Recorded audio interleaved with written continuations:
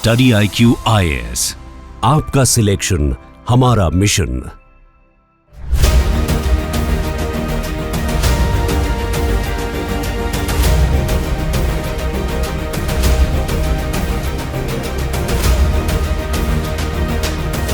समीक्षा मैम है आप सभी के साथ में, मैम सिलेक्टेड है, आप सभी को गाइड करेंगी। Thank you so much. Thank you. बहुत से यहाँ पे ऐसे एस्पिरेंट्स हैं जो एंग्जाइटी इश्यूज़ को फील करते हैं और उसकी वजह से अपनी पोटेंशियल को रियलाइज़ नहीं कर पाते। भी हमारा SIP का टेस्ट डेली चलता है तो मैं देता हूँ क्वेश्चन, मतलब छोड़ने का मन ही नहीं करता। 50 क्वेश्चन आए तो 50 अटेम्प्ट करना है। नहीं करना है ना तो आता है ना सर। कई बार क्वेश्चन की डिमांड होती है कि 60 क्वेश्चन 70 क्वेश्चन आपने अच्छे कर दिए तो आपका सिलेक्शन हो जाएगा। देखिए आप लोग जब पढ़ाई करते हैं तो जैसे आपने बताया 50 में आपका 25 का एक्यूरेसी चल रहा है, तो जो 25 गलत हुए हैं ना पहले वो फिगर आउट करिए कि क्यों गलत। यूपीएससी में भी आते हैं 20 क्वेश्चंस विल बी देयर जो कोई फैकल्टी नहीं पढ़ा के भेजेगा। 80 सवाल जो आप पढ़ के जाओगे उसमें क्यों गलती हो रही है वो जब तक फिगर आउट नहीं करेंगे ना, there is no way of improvement. जब हमारे सामने क्वेश्चन होता है, ऑप्शन होते हैं, लेकिन हम ऑप्शन को देख के ना एलिमिनेट कर पाते हैं कि इसका ये आंसर है, तो कम टाइम में मैं कैसे क्लियर कर पाऊँ उसको एग्जाम को। The more you solve the question, the more you are able to do it faster. अगर आपने पॉलिटी को अच्छे से नहीं किया तो यानी कि आप सिलेक्शन से पहले ही रेस से बाहर हो रहे हैं, ऐसा कई लोग बोलते हैं। कोई ऐसा जिसने पॉलिटी पढ़ी भी नहीं है, जिन्होंने सिर्फ पॉलिटी की बुक देखी है। मुझे ऐसा लगता है कि प्रोसेस और जो स्ट्रक्चर है पॉलिटी का वो सब अमूमन जान लेते हैं, उसको मल्टीपल बार रिवाइज करते हैं तो प्रीलिम्स के क्वेश्चंस हो जाते हैं।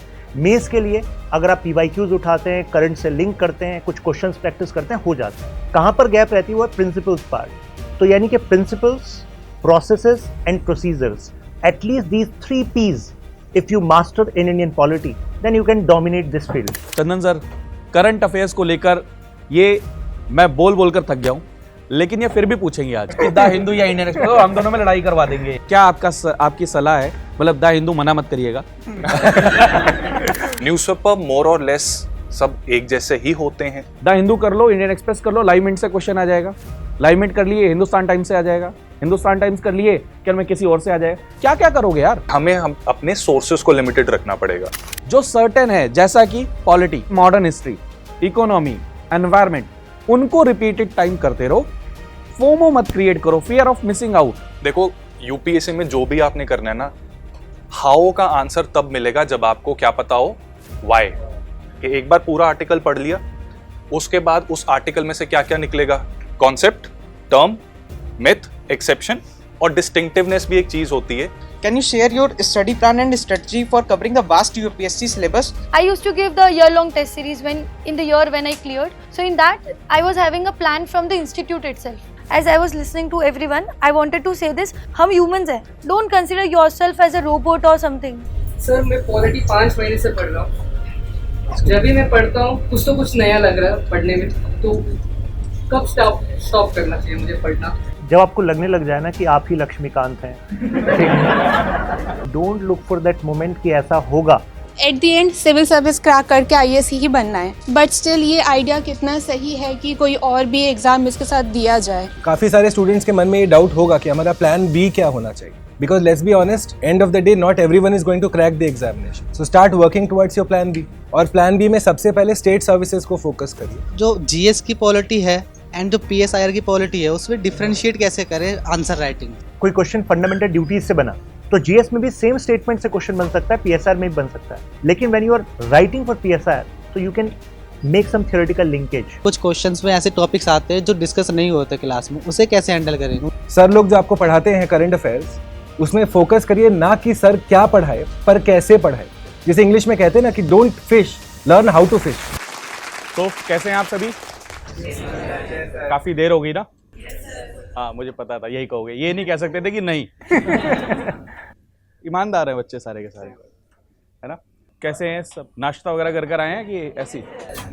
चलो इसमें बोल सकते थे नहीं। हाँ चलो ये अच्छा है कि आपने ये पूछा। नहीं नाश्ता नहीं किया, कर लेंगे। तो आज हम सभी मतलब एक मिलने के लिए आए, ऐसा कोई टॉपिक ऐसा नहीं है कि कुछ अलग से डिसाइड करके आए। आप सभी से मिलने के लिए आए हैं, आप सभी से बात करने के लिए आए हैं। और मेरे को तो आप सभी जानते हैं, मेरा नाम प्रशांत है। मैं द हिंदू न्यूज़पेपर पढ़ाता हूँ। मेरे साथ में आप सभी के फेवरेट शशांक सर, और मतलब फेवरेट में फेवरेट शशांक सर, भैया में भैया शशांक भैया, ऐसा है ना कह सकते हैं। और फिर उसके बाद में समीक्षा मैम है आप सभी के साथ में, मैम सिलेक्टेड है, आप सभी को गाइड करेंगी और सारी चीज़ें हम डिस्कस करेंगे। एक बार ताली होगा मैम के लिए।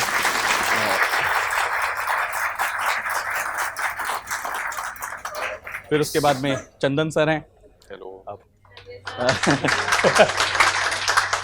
उसके बाद में भुवन सर हैं, आप सभी भुवन सर के भी परिचित होंगे। तो अभी अपना ये सेशन ऐसे रहने वाला है कि कुछ चीज़ें हम भी शेयर करेंगे आपसे, कुछ चीज़ें आप अपना पूछ सकते हैं। बिल्कुल ओपन सेशन है, आप सभी के जो डाउट हैं आप हमसे पूछ सकते हैं। आपको मैम से कोई डाउट है वो पूछ सकते हैं, तैयारी में कैसा लग रहा है। जैसे एक फेवरेट क्वेश्चन है, मैं तो पूछ लिया, आप सभी पूछ सकते हैं कि भाई सिलेक्शन होने से पहले हम यहाँ रहते हैं, सिलेक्शन होने के बाद लाइन के उस पार रहते हैं, तो क्या बदल जाता है। तो मैम ने तो मुझे बोला जज्बात बदल जाते हैं। अब आपको क्या बताएंगे वो अपने को नहीं पता। तो ये हम शुरू कर सकते हैं। एक बार पहले, उससे पहले मैम का एक बार स्वागत कर लेते हैं सभी के सभी। ये ऐसा लग रहा है पहले मुझे दे रहे हैं। Thank you so much, thank you. तो बैठे मैम। तो सबसे पहला क्वेश्चन मेरा मैं ही मैम से पूछ लेता हूँ कि मैम, जैसे कई बार आपको लगा होगा कि जब तैयारी कर रहे होते हैं तो लगता है कि एग्ज़ाम निकलने के बाद ऐसा हो जाएगा वैसा हो जाएगा। तो इन सबके बिहाफ पर ये क्वेश्चन मैं आपसे पूछना चाहता हूँ, क्या ऐसा होता है? कैसी फीलिंग थी आपकी जब एग्ज़ाम क्लियर हुआ? कुछ बताइए हमें भी और इनको बच्चों को भी। So first of all thank you for coming everyone, and मुझे चांस देने के लिए कि आप लोग के साथ इंटरेक्शन करने मिल रहा है। So coming to the question, so कुछ फेजेस में बात कर सकते हैं। तो the day of your result, तो it is very big day for everyone, for your family, for you, and एकदम से you will feel that you are getting lot of respect, okay, and socially your status become very good. But वो सब है ना जो आपका 1 week 2 week celebrations will happen, everything will happen 1 month ज़्यादा से ज़्यादा। उसके बाद the things start to get back to normal, right? So then after the life remains the same. And जैसे सर ने बताया कि how is the life before and after, so things change, right? The respect you get from the society, that also change. सब कुछ change होता है, but then what is important is you should not change, you should not change. आपके जो पहले के relations हैं, आपके जो फ्रेंड्स हैं, उनके साथ आपके रिलेशंस चेंज नहीं होने चाहिए। That is what is I think a good human. ये बात तो शशांक सर सही बोले कि आसपास के रिश्ते भी चेंज हो जाते हैं और देखने वाले लोग भी चेंज हो जाते हैं। ये बात तो काफ़ी अच्छी, लेकिन हमें नहीं बदलना चाहिए, वो राजा वाली फील हमें नहीं आनी चाहिए, ऐसा। बहुत सही बात बोली मैम ने। तो आप सभी भी क्वेश्चन पूछ सकते हैं। अब मुझे ज़्यादा आदत है नहीं मॉडरेट करने की, या अननेसेसरी मैं ऐसी जगह पे जा रहा हूँ जहाँ पर मैं कर नहीं पाऊँगा, तो आप सब क्वेश्चन पूछ सकते हैं। लेकिन एक क्वेश्चन करने का तरीका क्या, आप हाथ खड़ा करेंगे और उसके बाद मैं बोलूँगा, किसी को भी अपना नाम ज़रूर बताएंगे, ठीक है? और कॉलेज में हैं, फुल टाइम प्रिपेयर कर रहे हैं, ये मतलब डेकोरम इस तरीके का हम बना कर रखेंगे। 2 चीज़ें कि नाम बताना है, क्या कर रहे हैं, कैसे, सारी चीज़ें। तो आप पहले पूछ सकते हैं, फिर मैं आपके फेवरेट फैकल्टीज़ से भी ये कहूँगा। और एक और चीज़, किन से आप आंसर चाहते हैं वो भी बता सकते हैं, और सारी चीज़ें। तो आप पूछ सकते हैं कोई भी क्वेश्चन जानना चाहें।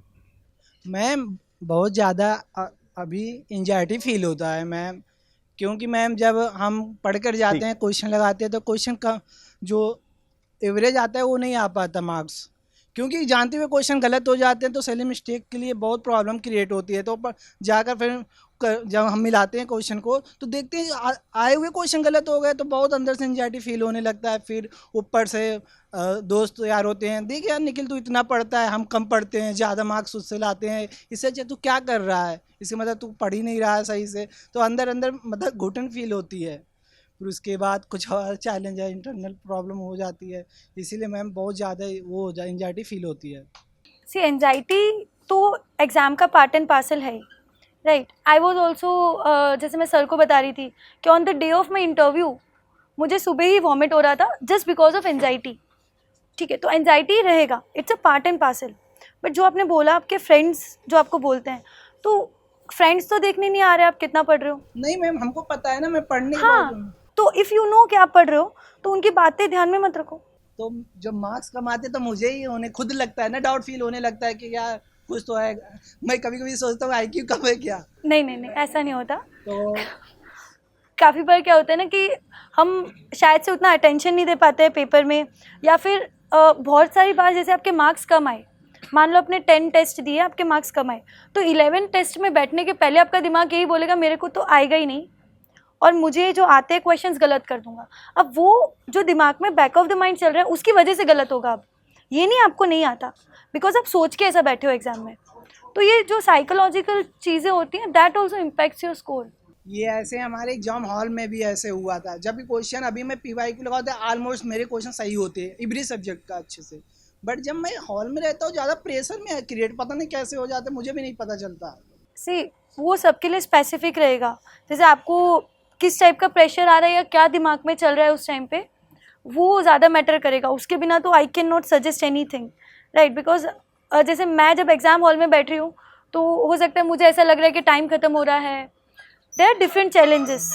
तो आपके साथ क्या हो रहा है वो कुछ स्पेसिफिक होगा, so you should figure out that very first, and for that आप हो सके उतना एग्जाम हॉल में ही एग्जाम दो। प्रैक्टिस जितना ज़्यादा हो सके उतना करिए, और जितना एग्ज़ाम के माहौल में रहकर प्रैक्टिस कर सकते उतना करिए। और प्रैक्टिस करते समय दिमाग में ये मत रखिए कि नहीं होगा, जो होगा वो बढ़िया होगा। कुछ आता नहीं, जैसे कि अभी हमारा SIP का टेस्ट डेली चलता है तो मैं देता हूँ क्वेश्चन, मतलब छोड़ने का मन ही नहीं करता। 50 क्वेश्चन आया तो 50 अटेम्प्ट करना है, नहीं करना है ना, तो आता है ना सर। कौन सा गिनीज वर्ल्ड रिकॉर्ड मिल रहा है कि 50 में 50 करके आ गए? तो मैं भी कम करने की कोशिश करता, होता ही नहीं। यही ये चीज ध्यान रखिए कि हमें कितने क्वेश्चन अटेम्प्ट करने हैं ये भी हमें पता होना चाहिए। कई बार हम लालच में फंस जाते हैं, कई बार हमें लगता है कि 100 में से 100 करने हैं, ऐसा नहीं है। कई बार क्वेश्चन की डिमांड होती है कि 60 क्वेश्चन 70 क्वेश्चन आपने अच्छे कर दिए तो आपका सिलेक्शन हो जाएगा, लेकिन किसी भैया ने कहा था, किसी टॉपर ने कहा था, किसी फैकल्टी ने कहा था कि जी 90 क्वेश्चन करने हैं। अब ये मेरे साथ हुआ, मैं फर्स्ट अटेम्प्ट में गया मैम, मुझे मेरे एक सीनियर ने कहा था कि कम से कम अगर सिलेक्शन चाहिए तो आपको 80 या 80 प्लस क्वेश्चन करने ही पड़ेंगे। अब मैंने 40-45 तक तो अच्छे कर लिए थे सर, मतलब फर्स्ट रीडिंग, लेकिन वो जो जिद और वो चुल रहती है कि कहा था 85 तो करना पड़ेगा। सर मैंने लास्ट में क्वेश्चन करता गया, अननेसेसरी रिस्क लेता गया और उसके कारण मेरे नेगेटिव में मार्क्स हो गए। तो ये डिसाइड करना कि कितने क्वेश्चंस मुझे करने चाहिए, ये भी एक बहुत बड़ी चीज़ होती है जो हमें प्रैक्टिस से ही आएगी। जितने ज़्यादा आप मॉक लगाएंगे और मॉक को मॉक की तरह लगाएंगे, ऐसा नहीं है कि बस बैठे हैं चाय पानी पीने के लिए बैठे हैं और लगा लिया।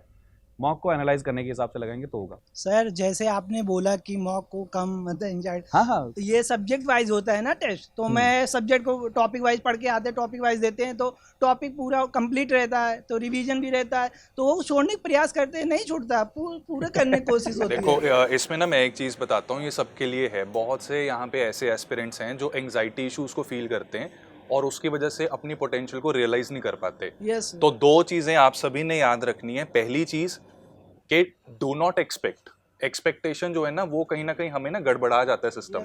कि जैसे एक्सपेक्टेशन के मैं सारे क्वेश्चंस कर दूंगा, या एक्सपेक्टेशन के मैंने जो पढ़ा है उसी में से आएगा और जो मैंने नहीं पढ़ा वो क्वेश्चन अगर आया मैं सॉल्व ही नहीं कर पाऊंगा।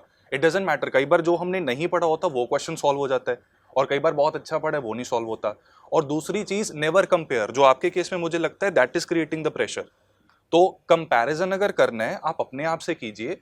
और इसमें ये याद रखना कि जो मॉक टेस्ट भी देते हो ना, अलग अलग मॉक टेस्ट का डिफिकल्टी लेवल अलग होता है। विद टाइम आपको खुद ही पता लग जाएगा कि कौन सा मॉक जो था वो ज़्यादा डिफिकल्ट था, कौन सा थोड़ा इजी था।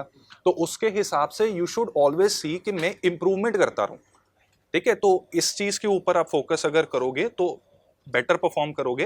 एंड हर कैंडिडेट यूनिक है, वन साइज फिट्स ऑल नहीं चलेगा। तो जो स्पेसिफिक सब्जेक्ट वाली चीज़ें हैं या आपके अटेम्प्ट से जो चीज़ें हैं ना, वो आपको एक बार बैठ कर टिक के पॉइंट्स बनाने पड़ेंगे। And always be conscious, ABCD में से B छोड़ा C क्यों किया, सोचो। करते वक्त ये अवेयरनेस होनी चाहिए और ये अवेयरनेस इंटरव्यू तक जाती है। उसके बारे में फिर अभी आगे डिस्कस करेंगे। मैम से स्पेशल कुछ वो रिकॉल के बारे में, जैसे कि आज एक टॉपिक पढ़ा, 2 टॉपिक्स पढ़ा, मैंने उस टॉपिक को 24 आवर्स के बाद पढ़ना, रिपीट करना जरूरी है कि 2 दिन बाद करे, गैप बना कर करे, रिकॉल नहीं कर पाते जल्दी। सी अगेन वो आपका स्पेसिफिक है, किसी को एक दिन के बाद याद नहीं आ रहा। अभी आपका इसमें ना 2 चीज़ें हैं, एक तो आपका खुद का कितना रिकॉल पावर है, that is one, and retention power कितना है, दैट इज़ अनदर।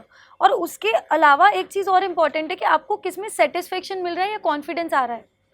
कुछ लोगों को होता है कि दूसरे दिन रिवाइज कर लिया तो कॉन्फिडेंस हाई हो जाता है। Yes. अब याद रह रहा है नहीं रह रहा है वो अलग बात है, Yes, yes. ठीक है, बट दूसरे दिन करने से कॉन्फिडेंस आ रहा है, Yes. ठीक है। अब वो जैसे आप कंटिन्यूटी में आते हो, जैसे आप हर रोज रिवाइज कर रहे हो, आपकी एक कंटिन्यूटी बनती है। Yes. तो जैसे आपकी कंटिन्यूटी बन गई तो आप कॉन्फिडेंस लेवल अलग हो जाएगा, तो वही उससे भी आपके क्वेश्चंस राइट होंगे। That is also one thing, right. But again I would say कि आपको कितना रिटेंशन हो रहा है वो आपको ही पता होगा, सबका अलग अलग है। जैसे सर ने बोला एवरी कैंडिडेट इज़ यूनिक, ठीक है। तो आपको जैसे कि कुछ लोग होते हैं शाम को रिवाइज करते हैं, हर शाम को करते हैं, कुछ लोग 2 दिन तक रिवाइज नहीं करते हैं, ठीक है। आई वॉज अ पर्सन, मैं वीकली रिवाइज करती थी, मैं हर रोज़ करती भी नहीं थी, ठीक है। तो सबका अलग अलग है। यस मैम, जैसे रिवाइज की टाइम में कीवर्ड है तो इसके नोट्स जैसे करंट के चल ही रहे हैं तो बनाना ज़रूरी है क्या कि उसमें भी हाईलाइट करते चलो कि लिखने से ज़्यादा याद हो जाता है टाइम पर? आप वो- रिपीट करेंगे, आई डिड नॉट वो गेट अभी आगे डिस्कशन में आ जाएगा और किसी को भी मौका दे देते हैं। Okay, sorry. ओह, आज एक ही कूपन में सारा सर एक- सर अशोक सर से द हिंदू की बात करेंगे सर, थोड़ी सी सर। किससे? आपसे सर। अच्छा, नहीं, हम बाद में मिलेंगे। देखो, ये अगर किसी और का क्वेश्चन कट करता तो बाद में मुझे काट दे।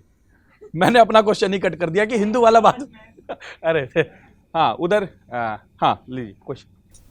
My name is Khushbu and I am in final year of BRLB and it's my first attempt. Then my question from ma'am that in 12th, 11th and 9th we have studied every subjects. जैसे अभी हम पढ़ रहे हैं इन subjects को, तो we have to only जैसे हम पढ़ते हैं तो हमें वो एकदम रिकॉल होता है कि हमने चीज़ पढ़ी है। And in my case I have no anxiety, no confidence level, no. Okay, तो मेरा क्वेश्चन ये है कि कम टाइम में और जो हमने पढ़ रखा है वो हमारे सबकॉन्शियस माइंड में ना बिल्डअप हो जाता है। बट वी हैव टू क्या कि सामने हमारे पास ऑप्शन होते हैं, जब हमारे सामने क्वेश्चन होता है ऑप्शन होते हैं, लेकिन हम ऑप्शन को देख के ना एलिमिनेट कर पाते हैं कि इसका ये आंसर है। तो कम टाइम में मैं कैसे क्लियर कर पाऊँ उसको एग्जाम को? मेरे पास टाइम कम है, 2 months only. So you are asking about revision or question solving? Revision Both. Both. Okay. So for revision, again, multiple revisions that will help you, right? So more you revise, more you will get the neck of the topic. And about the question solving, so again goes the same. The more you solve the question, the more you are able to do it faster. So first test जो आपने दिया होगा, so maybe आपको time भी ज़्यादा लगा होगा और आपका thinking भी उतनी fast नहीं चलेगा. But as you start to give more and more mocks and all, then वो अच्छे से अपने आप दिमाग फटाफट चलने लगता है. So the answer for both is do it more. That is what. Thank you ma'am. मैं बीच में इंटरजेक्ट करूंगा कि देखिए 2 तरीके हैं इस सेशन को चलाने के। एक तो है कि किसी एक स्टूडेंट ने अपना डाउट पूछा और हम में से किसी ने आंसर किया और आपने भी कहा हाँ बात तो ठीक है, लेकिन उससे आप टोटल जो वैल्यू ले सकते हैं वो नहीं ले पाएंगे क्योंकि स्ट्रेटजी सबके पास है। पॉइंट ये है क्या आप रिफ्लेक्ट कर पा रहे हैं अपनी तैयारी में कि कहाँ पर वहाँ कमी दिख रही है क्या आपको। तो कुछ एक्शनेबल पॉइंट्स जो है आपको लिख लेने चाहिए। Means if she is saying कि उसके पास 2 महीने हैं और फर्स्ट अटेम्प्ट है, तो अब मैम ने कुछ आंसर किया तो आपको सोचना है कि यार मैंने रिवीजन का क्या प्लान बनाया हुआ है, क्या मेरे पास रिवीजन का एक प्रॉपर प्लान है, और क्या अब अगर एक फैकल्टी ने बोला कि यार यहाँ पर ना स्ट्रेंथ और वीकनेस को देखो और उसके हिसाब से रिवीजन का प्लान बनाओ, तो फिर लिखो कि यार मैं कहाँ हूँ, मतलब मेरे कौन से वीक एरियाज है, कौन से स्ट्रेंथ वाले एरियाज हैं। फिर उससे हो सकता है आपके मन में कुछ बेटर क्वेश्चंस आएंगे, एग्जैक्ट वो क्वेश्चंस आएंगे जो आपको हेल्प करेंगे। नहीं तो हम बहुत सारी बातें करेंगे यहाँ पे, आपको अच्छा लगेगा और एंड क्या होगा कि हाँ। ठीक है अच्छा लगा, अच्छा लग के ऐसा नहीं होना चाहिए, घर चले जाएंगे, ठीक है। आनंद आया। तो सर मेरा इसी से एक क्वेश्चन है आपसे कि पॉलिटी को लेकर बहुत सारे बच्चों में डाउट रहता है सर, और मेरे को तो एक बात कही थी कि जो सीरियस बच्चा है वो पॉलिटी को अच्छे से कर जाएगा। अगर आपने पॉलिटी को अच्छे से नहीं किया तो यानी कि आप सिलेक्शन से पहले ही रेस से बाहर हो रहा है, ऐसा कई लोग बोलते हैं। तो आप पॉलिटी के बारे में गाइड करना चाहेंगे बच्चों को मेंस और प्रीलिम्स दोनों के लिए सर? डिपेंड करता है अभी ये कहाँ पर हैं। कोई ऐसा जिसने पॉलिटी पढ़ी भी नहीं है, हाउ मेनी आर दो? अच्छा केवल कुछ है, बाकी सबने जिसने पॉलिटी एक बार कंप्लीट कर ली है। ओके, कितने लोग ऐसे हैं जो पॉलिटी के अभी बीच में हैं? ओके ठीक है, तो हमारे पास तीनों ही तरह के स्टूडेंट्स हैं। एक सेकंड सर, जी। जिन्होंने सिर्फ पॉलिटी की बुक देखी है वो 4 हो गए सर। ठीक है, तो जैसा आपने कहा कि पॉलिटी इज़ लाइक मस्ट, क्योंकि पहले हम वेटेज देख लेते हैं इसका कि यार प्रीलिम्स में हमारा अराउंड 20 क्वेश्चंस, कभी 17, 18, कभी 24, तो 40 मार्क्स है। तो कट ऑफ के लिहाज से भी देखें तो पॉलिटी इज़ लाइक कि इसमें तो गलत ना ही हो, मतलब कोशिश ये करें कि बिल्कुल सही हो। फिर उसके बाद कोई एक सोर्स जो आप रेफ़र कर रहे हो, देन दैट इज़ फाइन। लेकिन मेरा मानना ये है कि कई बार ना हम सब्जेक्ट सेंट्रिक अप्रोच रखते हैं कि पॉलिटी का मेरे पास एक सोर्स है, मैंने रिवाइज कर लिया, मैंने क्लास कर लिया, it means job is done. फिर आप अटेम्प्ट करते हैं क्वेश्चंस और वहाँ पर फिर आप देखते हैं गैप है, कई बार कॉन्फिडेंस डाउन होता है, कुछ चैप्टर्स वीक रह जाते हैं, फिर आप शिफ्ट हो जाते हैं किसी दूसरे सब्जेक्ट पर।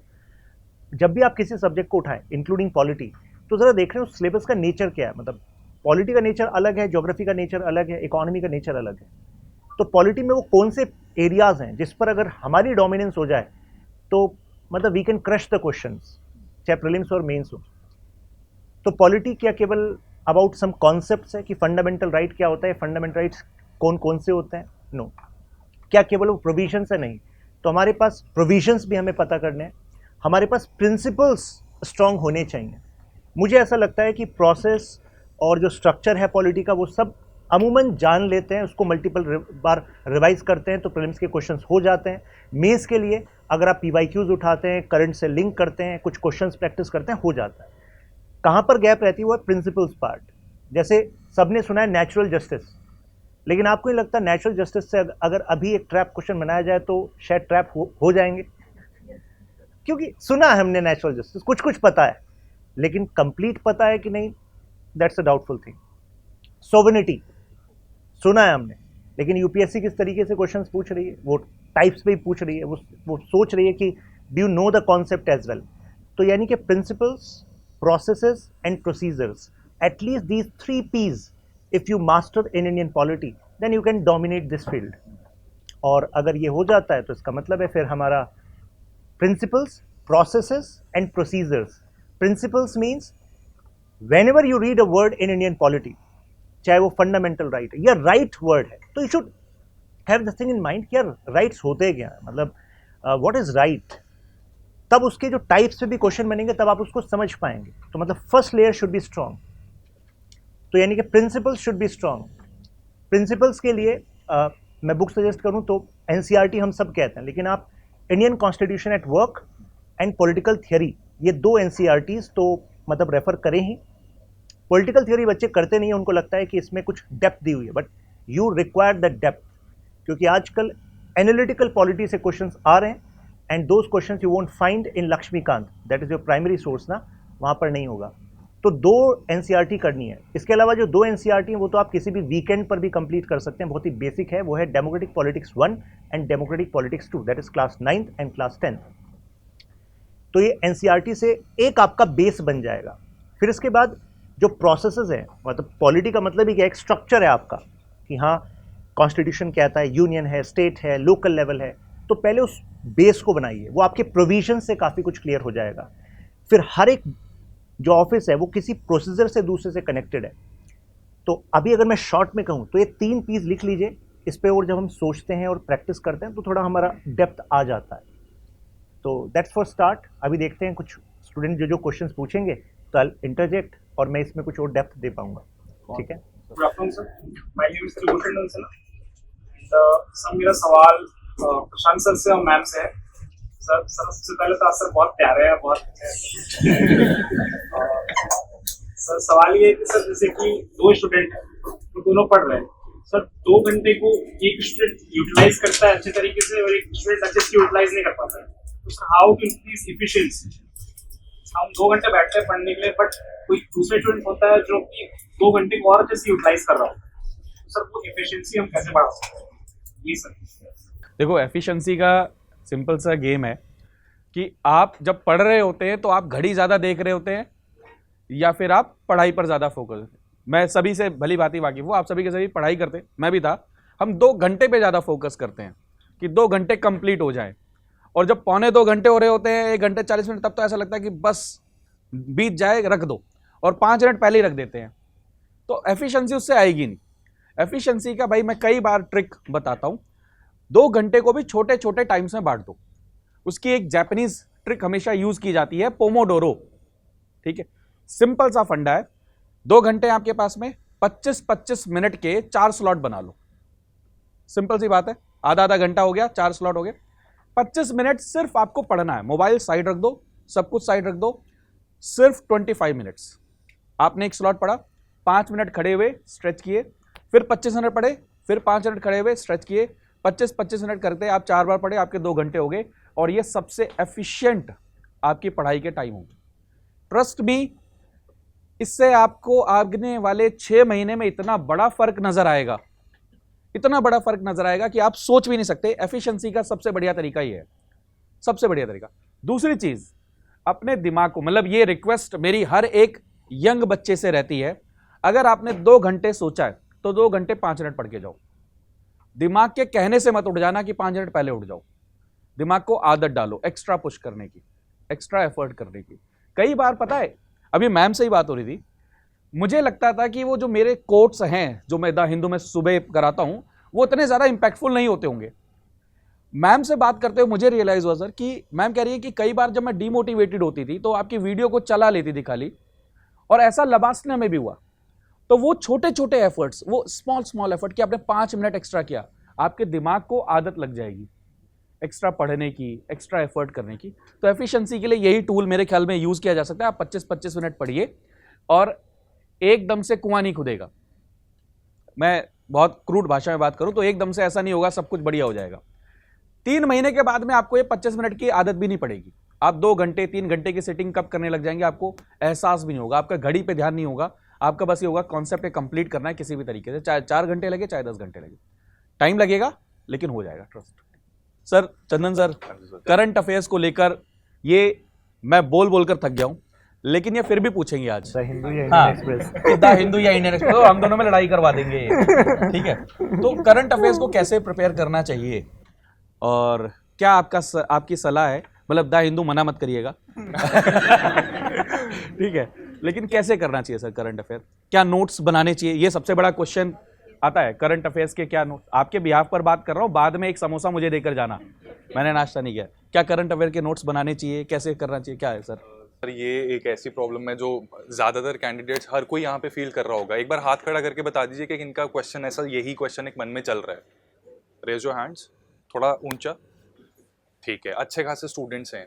तो यार देखो, करंट अफेयर सबको ये पता है कि ये कभी अभी भी चल रहे हैं, अभी कुछ ना कुछ करंट अफेयर बनता जा रहा है, एग्री है ना?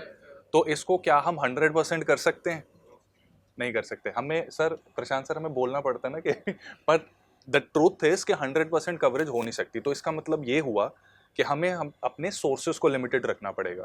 तो सोर्स में एक न्यूज़पेपर जैसे कि द हिंदू, राइट, और एक मंथली मैगजीन, ठीक है। वो मंथली मैगजीन हमारी भी है, स्टडी IQ की भी है, आप चाहें तो कोई भी फॉलो कर सकते हैं, लेकिन ये 2 सोर्सेज बहुत ज़्यादा एसेंशियल हैं। इसके अलावा अगर थोड़ी सी अगर हिम्मत बचे और आप टाइम अफोर्ड कर सकते हो तो मेरे यहाँ तो वीडियोस देख लेना एक्सप्रेस की, या इंडियन एक्सप्रेस के ना एक्सप्लेन सेक्शन ज़रूर पढ़ लेना, ठीक है। न्यूज़पेपर मोर और लेस सब एक जैसे ही होते हैं। हिंदू में अच्छे आर्टिकल्स आते हैं, इंडियन एक्सप्रेस में आते हैं, टाइम्स ऑफ इंडिया में आते हैं। आज मैं हिंदुस्तान टाइम्स का भी पढ़ रहा था सर, वो मैं ये सोच रहा हूँ हम वो सीरीज भी शुरू करते हैं, क्या कहते हो सर है ना? तो न्यूज़पेपर कोई एक फॉलो करो, ऐसा कुछ नहीं है कि यार इनमें ना वो हिंदू और इंडियन एक्सप्रेस को ना, मतलब वो कम्युनलिज्म यहाँ पर नहीं करना, ठीक है। कोई एक फॉलो करो, और जो हिंदू फॉलो कर रहे हैं वो इंडियन एक्सप्रेस का एक्सप्लेन, और जो इंडियन एक्सप्रेस अगर रिलीजियसली फॉलो कर रहे हैं, आई थिंक सर हिंदू का टेक्स्ट कॉन्टेक्स्ट जरूर पढ़ें वो, बस, बहुत ठीक है। और कंपाइलेशंस में जैसे मैम से अभी बात हो रही थी, तो मैम ने भी बताया था कि अपनी प्रिपरेशन के टाइम पे ईयरली कंपाइलेशंस जो है ना, बच्चे क्या करते हैं कि मार्च तक वेट करते रहते हैं कि हम तो वो पढ़ लेंगे। Don't go for yearly compilations unless you have read monthly compilations before, ठीक है। तो मंथली कंपाइलेशन जरूरी होती हैं, उन्हीं को रिवाइज करो। और मंथली कंपाइलेशंस क्यों इंपॉर्टेंट हैं? क्योंकि वहां पर ना प्रोसेस्ड इन्फॉर्मेशन आती है, नहीं तो PIB पे धक्के खाओगे। PRS सुना किसी ने? What is PRS? नहीं सुना, ये हमारे टाइम पे चलता था सर। आजकल ये एक सोर्स है जो कम हो गया। PIB कितने लोग हैं जो पढ़ते हैं, PIB को फॉलो करते हैं? ऊंचा हाथ खड़ा कीजिए, ठीक है, कुछ बच्चे हैं। तो PIB जिन्होंने पढ़ा है उनको पता होगा कि इट्स वेरी टीडियस टास्क, पूरा स्कैन करना पड़ता है, कई इंफॉर्मेशन होती है, उसको छांटना पड़ता है। तो कंपाइलेशंस में आपका काम आसान होता है। UPSC में टाइम की बहुत वैल्यू है। एंड जैसा कि आपने पूछा था एफिशिएंसी, तो एफिशिएंसी में हमें इस तरह से अप्रोच लगानी पड़ेगी, ठीक है। दूसरी चीज सर ने पूछी कि नोट्स बनाए या ना बनाए। देखो, यूपीएससी में जो भी आपने करना है ना, हाउ का आंसर तब मिलेगा जब आपको क्या पता हो, वाई। ठीक है, और वाई का क्या है कि जब करंट अफेयर्स पढ़ने हैं हमें किन चीज़ों पे ध्यान, करंट अफेयर्स छोड़ो, कुछ भी पढ़ना है उसमें क्या है कि हमें लिमिटेड चीज़ों पे ध्यान देना होता है कि एक बार पूरा आर्टिकल पढ़ लिया, उसके बाद उस आर्टिकल में से क्या क्या निकलेगा। नंबर 1 कॉन्सेप्ट, नंबर 2 बताओ जिनको पता है टर्म्स निकलेंगी कि नहीं, मियाँ वाकी कॉन्सेप्ट भी है टर्म भी है। नंबर 3 क्या निकलेगा, हमारी कोई एक्सेप्शन कि सबसे ऊंचा, जैसे सुनीता विलियम्स अभी आई है कि सबसे लंबा टाइम स्पेस ने किसने स्पेंड किया है, तो बहुत सी ऐसी इंफॉर्मेशन है, एक्सेप्शन आ गई, ये लिखते रहो, जरूरी है। नंबर 4 मिथ, हमारी गलतफहमी होती है वो दूर होती है, हम सोचते थे कि ये तो ऐसा होता होगा, लेकिन गलतफहमी जहां दूर हुई उस पर सवाल बनेगा। एंड नंबर 5 डिस्टिंक्टिवनेस, इन चीजों पे फोकस अगर करोगे, जब नोट्स बनाएंगे इन पॉइंट्स को हमने लिखना है, उससे आपका बहुत इलैबोरेट नोट्स नहीं बनेंगे, एकदम प्रिसाइज नोट्स बनेंगे और बहुत ही तरीके से आप उसको रिवाइज भी कर पाओगे और एमसीक्यूज इधर से ही पूछे जाएंगे, ये अप्रोच रहेगी। प्रशांत सर, आप इसमें कुछ ऐड करना चाहोगे? नहीं, सर ने जो बोला सब कुछ है भाई, लेकिन एक चीज है मैं बता दूं, कई सारे बच्चों को सवाल के जवाब नहीं चाहिए होते, सवाल पूछना होता है। करंट अफेयर्स का सिर्फ एक ही आंसर है, मैं फ्रैंकली बोल रहा हूँ। आज सर ने बताया, परसों ना मेरे घर के बगल में एक, अब मैंने द हिंदू बताया था, एक लड़का अपनी महिला मित्र के साथ घूम रहे थे। अब उनकी एक्सप्लेनेशन सुनो क्या थी।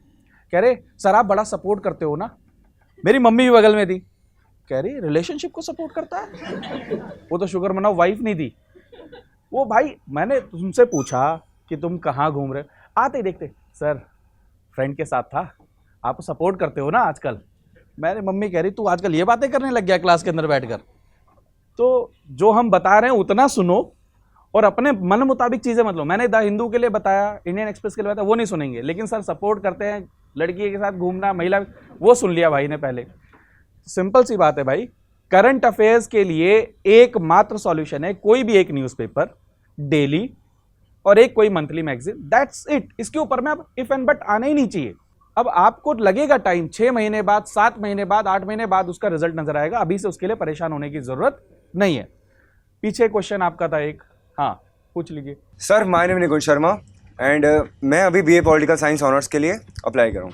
और सर मेरा सवाल आपसे ये है कि जब हम हिंदू का एनालिसिस पढ़ते हैं, जैसे मैंने आज की क्लास ली, ठीक है, बट तो मैंने ली आज नहीं ली ना, कल वाली जो ली थी, कल वाली क्लास अटेंड कर ली, लेकिन उससे जो पिछले वाले जो टॉपिक्स होते हैं ना सर, कि कोई एक ऐसा टॉपिक जो आपने पढ़ाया था वो मेरे से क्लास छूट गई, लेकिन अब मेरे को ये लगता है कि भाई वो चीज़ तो छूट गई, अब उसे कैसे कंप्लीट करूँ? छूट गई नहीं सर, वो इम्पोर्टेंट हो जाता है ना कभी कभार। सुनो वही बता रहा हूँ, कभी भी करंट अफेयर्स में कोई बैकलॉग नहीं होता है। टॉपिक 1 महीने बाद, 2 महीने बाद, 3 महीने बाद, 4 महीने बाद आएगा ही आएगा। अगर नहीं आया ना तो वो यूपीएससी में नहीं आएगा, ट्रस्ट मी। तो इसको क्या करना है, कभी भी यूपीएससी में कुछ भी बैकलॉग नहीं होता करंट अफेयर के मामले में। छूट गया ना, छोड़ दो, मैगजीन में आ जाएगा। हम में से कई सारे लोग, अभी आज क्या तारीख है, लेकिन आप सब बैठे हो गए 21 तारीख में, अरे यार कल ये नहीं पढ़ा था, और कई सारे लोग कल की प्लानिंग कर रहे होगे, कल यार टेस्ट लगाना है, प्रेजेंट में हो ही नहीं आप सबके साथ। तो same goes with your UPSC preparation and current affairs also, कि करंट अफेयर्स पढ़ लिए, क्योंकि यार एक बात सुनो, करंट अफेयर्स की कोई गारंटी नहीं है भाई। द हिंदू कर लो, इंडियन एक्सप्रेस कर लो, लाइव मिनट से क्वेश्चन आ जाएगा, लाइव मिनट कर लिए हिंदुस्तान टाइम्स से आ जाएगा, हिंदुस्तान टाइम्स कर लिए क्या मैं किसी और से आ जाएगा, क्या क्या करोगे यार। जो सर्टेन है, जैसा कि पॉलिटी, जैसे कि मॉडर्न हिस्ट्री, इकोनॉमी, एनवायरमेंट, उनको रिपीटेड टाइम करते रहो। फोमो मत क्रिएट करो, फियर ऑफ मिसिंग आउट। यार वो कई बच्चे ऐसे भी है 2-2 मैगजीन पढ़ रहे हैं, 3-3 मैगजीन पढ़ रहे हैं, ये करने की जरूरत आपको नहीं है। फिर कह रहा हूं, छूट गया, नहीं आता भाड़ में जाए, आता होगा कर देंगे, ये एटीट्यूड से चलना है। हाँ बट सर साथ साथ जो हिंदू के एनालिसिस हो गया, उसके साथ में जब पीआईबी की आपकी जो क्लास आती है, उसके बाद कुरुक्षेत्र की आती है, यार कुछ चीजें कंपनी के लिए भी करनी होती है, मतलब सर उसमें नए पर्सपेक्टिव। अरे भाई मैं तो कल को जब आपका प्रीलिम्स का एग्जाम होगा, उससे पहले मैं एक वीडियो बनाऊंगा, चलो मूवी देखने चलते हैं, वो कंपनी की डिमांड है भाई। मेरा हमेशा कहना है यूपीएससी के स्टूडेंट्स को इतना अवेयर रहना चाहिए कि मेरे लिए क्या जरूरी है। योजना कुरुक्षेत्र मेंस में आएगा, ओ भाई वो तो मैं कंपनी के लिए कर रहा हूं और मेरी सैलरी आती है भाई वहां से यार मैं खुल के बोल रहा हूं। तो आपको जितना करना है आपके एग्जाम के पर्सपेक्टिव से जो है वो करना है। पीआईबी अगर लगता है तो उसका वैसे पीआईबी मेरे ख्याल में मंथली मैगजीन में कवर हो जाती है पीआईबी के टॉपिक। बस अब पीआईबी की क्लास में आप बहुत डिटेल में जाते हैं। ठीक है, चलो उसके बारे में बाद में अलग से बात करेंगे। बट सर एक लास्ट चीज और कहनी थी। हाँ। अब आपसे ही पूछना था, आपका तन कैसा है, आपका मन कैसा है, जो आपकी क्लास में आप सवाल करते हैं। हाँ, मेरा मन बहुत अच्छा है, बहुत अच्छा लगा आप सभी से मिलके। अभी भूख लगी है, खाना खाएंगे अच्छा लगेगा। Thank you. हाँ, वो क्वेश्चन पीछे आप सभी से क्वेश्चन लेंगे। हाँ जी सर, मेरा नाम सागर है। जी, मैं अभी P2I का बच्चा हूँ सर आपका। तो मैंने भुवन सर से इन्वायरमेंट करी है और जियो भी करी है। अभी मैं SIP के लिए ऑफलाइन शिफ्ट हुआ हूँ सर। तो मैं क्वेश्चन लगा रहा हूँ सर, मैं तो एक्यूरेसी नहीं आ रही सर। तो आप शाम वाले बैच में हो? पढ़ रखा है, अच्छे से पता है, लेकिन सर क्वेश्चन में थोड़ा सा डाउट होता है ना, आंसर गलत हो जाता है सर। और अभी ना अराउंड 50 में 25 के अराउंड सही हो रहे हैं सर। उनमें तो पता होता है, फिर भी गलत हो जाते हैं सर। कि देखिए, आप लोग जब पढ़ाई करते हैं तो जैसे आपने बताया 50 में आपका 25 का एक्यूरेसी चल रहा है। तो जो 25 गलत हुए हैं ना, पहले वो फिगर आउट करिए कि क्यों गलत हुए। क्योंकि अगर आप पढ़ चुके हो, अगर आपने नोट्स बना लिया है, तो उसके बाद कोई रीज़न नहीं है कि वो गलत नहीं होना चाहिए। आइडियली हम लोग गलत क्या करते हैं, जो नहीं पढ़ा हो, जैसे यूपीएससी में भी आते हैं 20 क्वेश्चन विल बी देयर जो कोई फैकल्टी नहीं पढ़ा के भेजेगा आपको। So leave that aside. 80 सवाल जो आप पढ़ के जाओगे उसमें क्यों गलती हो रही है वो जब तक फिगर आउट नहीं करेंगे ना, there is no way of improvement. तो उसमें आप क्या करेंगे, फॉर एग्जाम्पल आप चलिए ज्योग्राफी का एग्जाम्पल या इन्वायरमेंट का एग्जाम्पल ले लेते हैं क्योंकि वही सब्जेक्ट है। तो अभी स्पीशीज़ इन न्यूज़, हाँ, कौन से एनिमल्स न्यूज़ में है, कौन से प्लांट्स माइक्रो ऑर्गेनिजम्स न्यूज़ में है। तो अब आप वैश्विक स्तर पे सारे तो कवर नहीं कर सकते, इम्पॉसिबल है। तो उसमें you will B figuring out, जो मैंने आपको क्लास में नोट्स दिया होगा, जो सारे मेरे साथ अटेंड किए होंगे, कि मैंने आपको कुछ 25-30 एनिमल्स के न्यूज़ बताए, right. So that will remain your primary focus. अब उसके बारे में आप फ्री टाइम पे अपना और रिसर्च करें। सो एक पार्ट है कि आपका स्टैटिक पार्ट का गलती तो हो ही नहीं सकता क्योंकि वो कॉन्सेप्ट है। स्टैटिक का जो अप्लाइड पार्ट है, जो स्पीशीज़ इन न्यूज़ है या जो करंट अफेयर्स अपडेशन है, उसको आपको अपडेट करना होता है over a period of time. और तो एक जो उनका एक सवाल था कि कैसे इम्प्रूवमेंट करें एफिशिएंसी का, देखिए सबसे पहला चीज़ जो आपको करना है कि आपको एग्जाम सिचुएशन में अपने आप को टेस्ट करना है। So for example those of you who will be appearing this year, 9:30 से 11:30 आपको अभी at this moment you should be writing tests. और उसके बाद 2 घंटे के टेस्ट के बाद आप 90 मिनट्स लगाओ एनालाइज करने। ये नहीं कि टेस्ट हो गया, खत्म हो गया, इतने सही इतने गलत, वो डेटा एंट्री वाला काम नहीं करना है। उस डेटा का एनालिसिस अपने को पता होना चाहिए। सो वो एनालाइज आप लोग करते हैं जो लोग इस साल बैठने वाले हैं। Do any of you do that? क्योंकि that is the only way to improve on a consistent basis. नहीं तो हमारे वीक एरियाज हमको कभी पता नहीं चलेंगे। जानते हैं PYQs MCQs सॉल्व करना, जो लोग हमारे साथ मेरे टेलीग्राम पे जुड़े हैं आपको पता होगा, हम प्रश्न डालते हैं वहाँ पे, वो प्रश्न उसी पर्पज से हम डालते हैं। सर टेस्ट नहीं लगते, तो ये PYQs लग जाते हैं। PYQs तो क्योंकि बार बार देखते हैं तो वो तो लगने ही चाहिए। MCQs में देखिए, don't worry about the MCQs you get incorrect, worry about the topic that is getting incorrect. Topic पे ज़्यादा फोकस रखो। वो सवाल इंपॉर्टेंट नहीं है, वो किस टॉपिक से आया उस पर हमको कितना नॉलेज है। अब जैसे एक होता है कि आपको NCERT लेवल नॉलेज हो, एक होता है थोड़ा एडवांस लेवल नॉलेज हो, और उसके बाद करंट अफेयर्स का इंटीग्रेशन हो। फॉर एग्जाम्पल कोरियोलिस 4C आप लोग देखिए, NCERT में एकदम बेसिक है, हाँ, कि इधर नॉर्दर्न को राइट जाएगा, इधर को लेफ्ट जाएगा। एडवांस पे आओगे तो आपको पता चलेगा अच्छा ये लैटिट्यूड वाइज भी थोड़ा सा चेंज होता है। एडवांस के ऊपर भी जाओगे तो आपको करंट अफेयर्स का पता चलेगा कि भाई अभी हमारा मैग्नेटिक फील्ड चेंज हुआ, उसके चलते क्या ग्लोनास लोनास चेंज होगा। Do realize there are several steps to a topic. Students don't realize कि अच्छा हमको ये 3 लेवल क्लियर करना है, वो सिर्फ NCERT और किताब पढ़ के नहीं होता है वो topic. So you should focus on the completeness of the topic rather than just isolated exam. Sir एक क्वेश्चन शशांक सर से। जी सर पॉलिटी तो आपसे ही पढ़ा हूँ तो सर पॉलिटी में, हाँ, ऑप्शनल भी है सर मेरा, तो करंट ना इवोल्व हो रहे हैं सर, तो उसको कैसे करें सर? मतलब डायनामिक है काफ़ी, तो करंट्स को कैसे टैकल करें सर? और ऊपर से ना थोड़ी सिली मिस्टेक्स हो रही है पॉलिटी में। मतलब पॉलिटी मेरा काफ़ी अच्छा है पर उसमें भी थोड़ी सी सिली मिस्टेक्स हो रही है, या तो मैंने प्रैक्टिस नहीं करी सर क्वेश्चंस की, इसलिए हो रहा है। और मेरे जियोग्राफी इन्वायरमेंट सारे अच्छे से हो रखे हैं पर उसमें तो सिली मिस्टेक हो रही है। तो 2 क्वेश्चन है आपके। पहला करंट अफेयर्स वाला, तो कोई भी एक सोर्स रेफर कर लीजिए। आपने PSR ऑप्शनल भी है आपका, तो एक PSR पल्स कंपाइलेशन मैं जो रिलीज़ करता हूँ तो उसको मतलब मस्ट है, मतलब उसको गो थ्रू करना है, और वो बहुत ही ईजी है, राइट, बहुत ही कम वे में बहुत कुछ आपको दिया जा रहा है जो डायरेक्टली आपके एग्जाम में काम आएगा।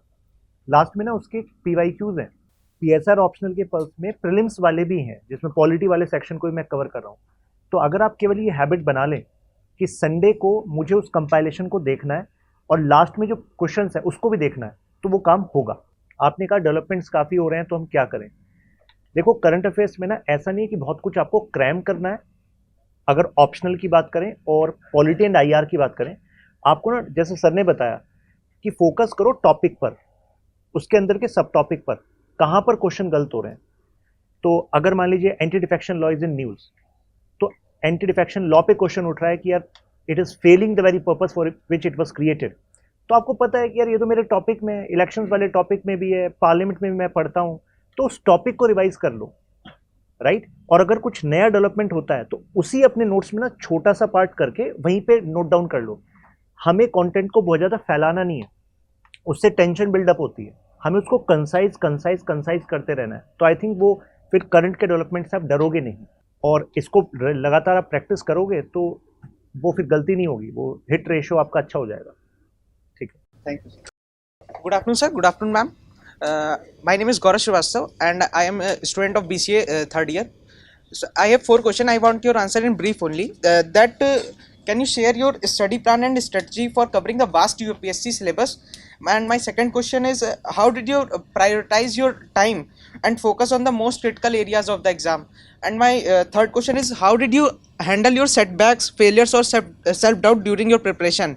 And इस एग्जाम में सबका सिलेक्शन तो नहीं हो सकता, ये सच है कहीं ना कहीं। तो what was your plan B if there was any plan B? So the first is you asked about the study plan, right? So covering the syllabus, about like first of all, as we all do the foundation course. So in that overall all the subjects get covered.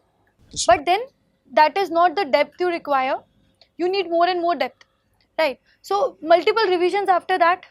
So once you are done with your foundation course, you get somewhat about all the subjects.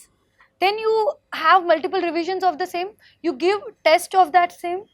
I used to give the year-long test series when I cleared. So that was a year-long test series. So in that, I was having a plan from the institute itself.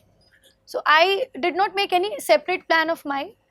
It was like Sunday, if there is some test, I will do the whole subject till Sunday. So I don't have to put the efforts to make plans for me. So that was how I did about the study plan. Other is about prioritizing the subjects. So in the UPSC, we have polity, economy, nowadays environment as well, geography, right, and history, especially the modern history. These are important, but then there are other subjects also, you cannot neglect them. And in these subjects also, there are certain topics that are important. Yes.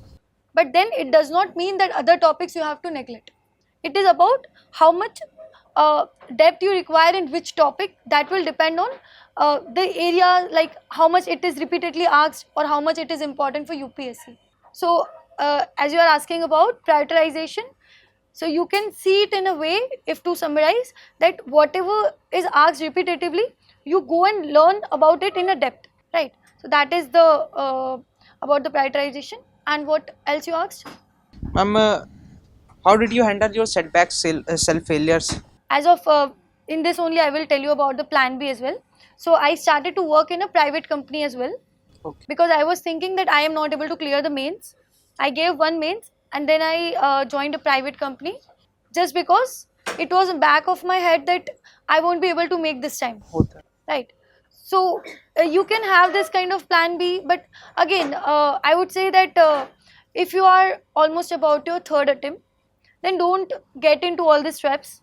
But once you are going above third attempt, then you should think definitely for the plan B. It's a good time to think about it. Time मिल जाता है पढ़ने का, sufficient time, ample of time I get for the study. But I know that I will be posted in some other department in upcoming days, तो वहाँ शायद मुझे उतना टाइम ना मिले जितना मैं अभी पढ़ पा रहा हूँ।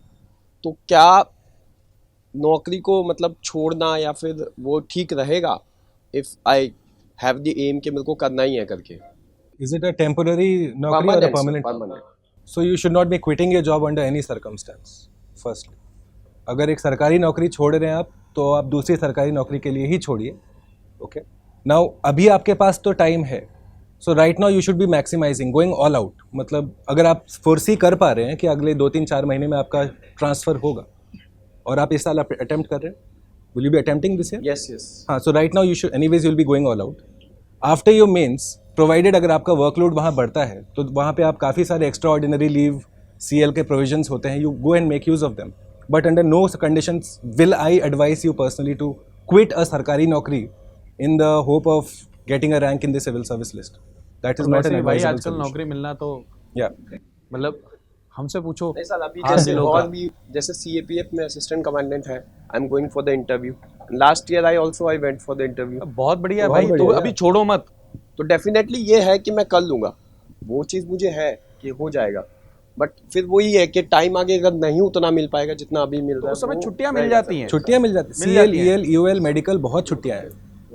अच्छा सर, एक प्रशांत सर आपसे है कि जैसे आपने बताया द हिंदू चल रहा है और एक मैगजीन चल रही है, दैट्स इट, उसके अलावा कुछ नहीं है। बट अभी जो और सर ने बताया कि एक मैगजीन मंथली पढ़नी है, वो चल रहा है मंथली मैगजीन।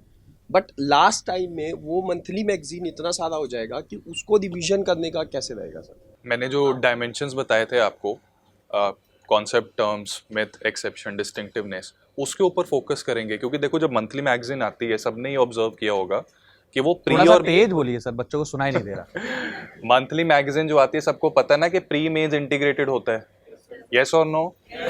ठीक है, तो उसमें जब प्रीलिम्स के पॉइंट ऑफ व्यू से हम रिवाइज करते हैं तो पूरे 12 महीने का होता है। 12 महीने में कितने बच्चों ने ये रियलाइज किया है कि इश्यूज रिपीट भी होते हैं? ठीक है, कल मैंने इग्वाना से रिलेटेड कोई करंट अफेयर अभी कराया था, और यहाँ पर हमारी ही मैगजीन के अंदर हमने देखा कि इग्वाना का फेब्रुअरी में भी कवर्ड है। तो बहुत सी चीज़ें तो रिपीट होंगी, राइट। और उसके अंदर भी जब हमने प्री के पॉइंट ऑफ व्यू से पढ़ना है ना, तो उन चीज़ों पे फोकस करना है जिससे क्वेश्चन आएगा। हम क्या करते हैं, हमें लगता है कि ये ग्रंथ है, पत्थर की लकीर है, अगर एक शब्द भी फुल स्टॉप भी छोड़ा मतलब हमारी नेगेटिव हो जाएगी, वो नहीं करना। ठीक है, तो एक एग्जाम्पल चाहते हो कि ये पता है सबको कॉन्सेप्ट, ये समझ आई चीज़ें? एक एग्जाम्पल दे देता हूँ, जिनको नहीं पता वो समझ जाएंगे। देखो, सत्याग्रह के बारे में किस किसने पढ़ा है? हिस्ट्री किसने कर ली है? मॉडर्न हिस्ट्री किसने कर ली है? ठीक है, डिसेंट अमाउंट ऑफ स्टूडेंट्स ने कर ली है। तो सत्याग्रह में गांधी जी का भारत में जो सबसे पहले सत्याग्रह हुआ था, कहाँ हुआ था? चंपारण में। ठीक है, ये क्या है? फैक्ट है। कई तो ऐसे हैं, आधी आवाज चल रही है कर दे रहे हैं कि हमें भी पता है। तो ये हो गया फैक्ट। फिर सत्याग्रह का कॉन्सेप्ट आ जाता है। ठीक है, कॉन्सेप्ट में टेढ़ी मेढ़ी चीजें पूछ लेंगे, जैसे कि सत्याग्रह कहता है कि जो ट्रूथ है वो absolute and unchanging for everyone है। Is it true? It's not true.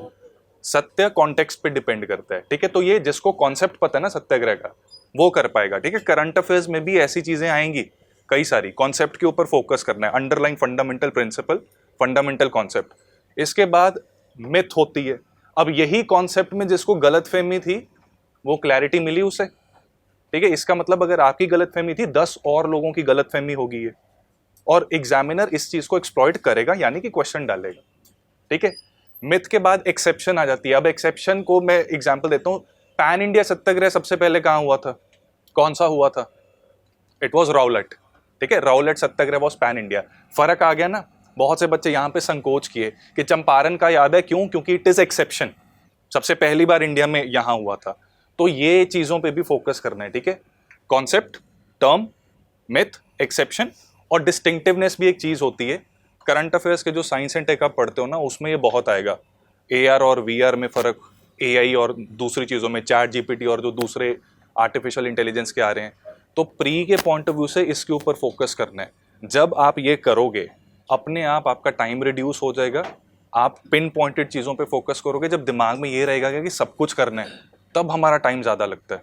ठीक है, लिमिटेड टाइम में अगर आप उसको ढंग से यूटिलाइज करना चाहते हो तो ये अप्रोच फॉलो करो। It has worked for me. I hope ma'am ये चीज़ आप भी अगर रिलेट कर पाएँ तो इसको आप फॉलो करोगे ना, तो वो चीज़ काम आएगी काफ़ी।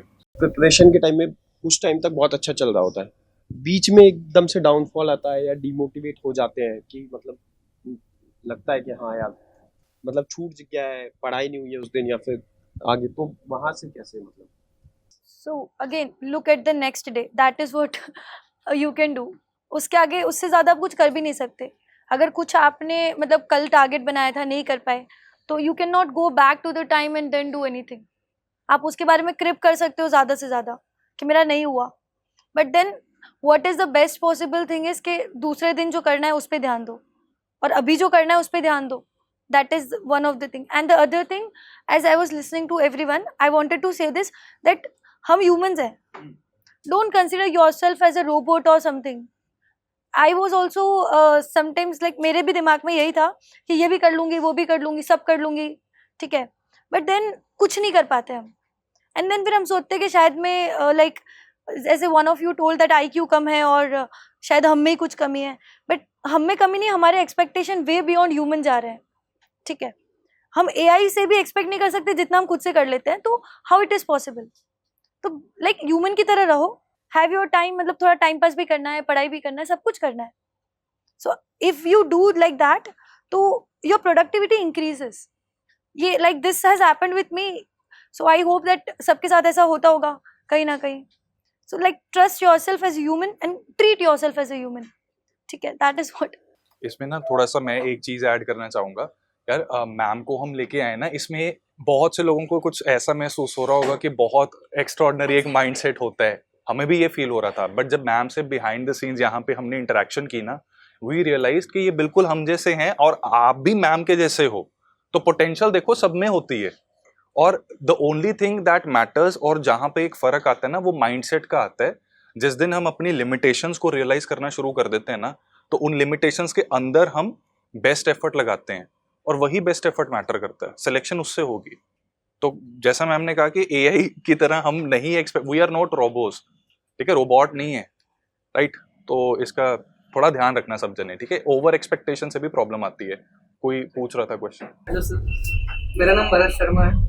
द क्वेश्चन इज, सर मैं पॉलिटी 5 महीने से पढ़ रहा हूँ, बट जब भी मैं पढ़ता हूँ कुछ तो कुछ नया लग रहा है पढ़ने में. तो कब स्टॉप करना चाहिए मुझे पढ़ना?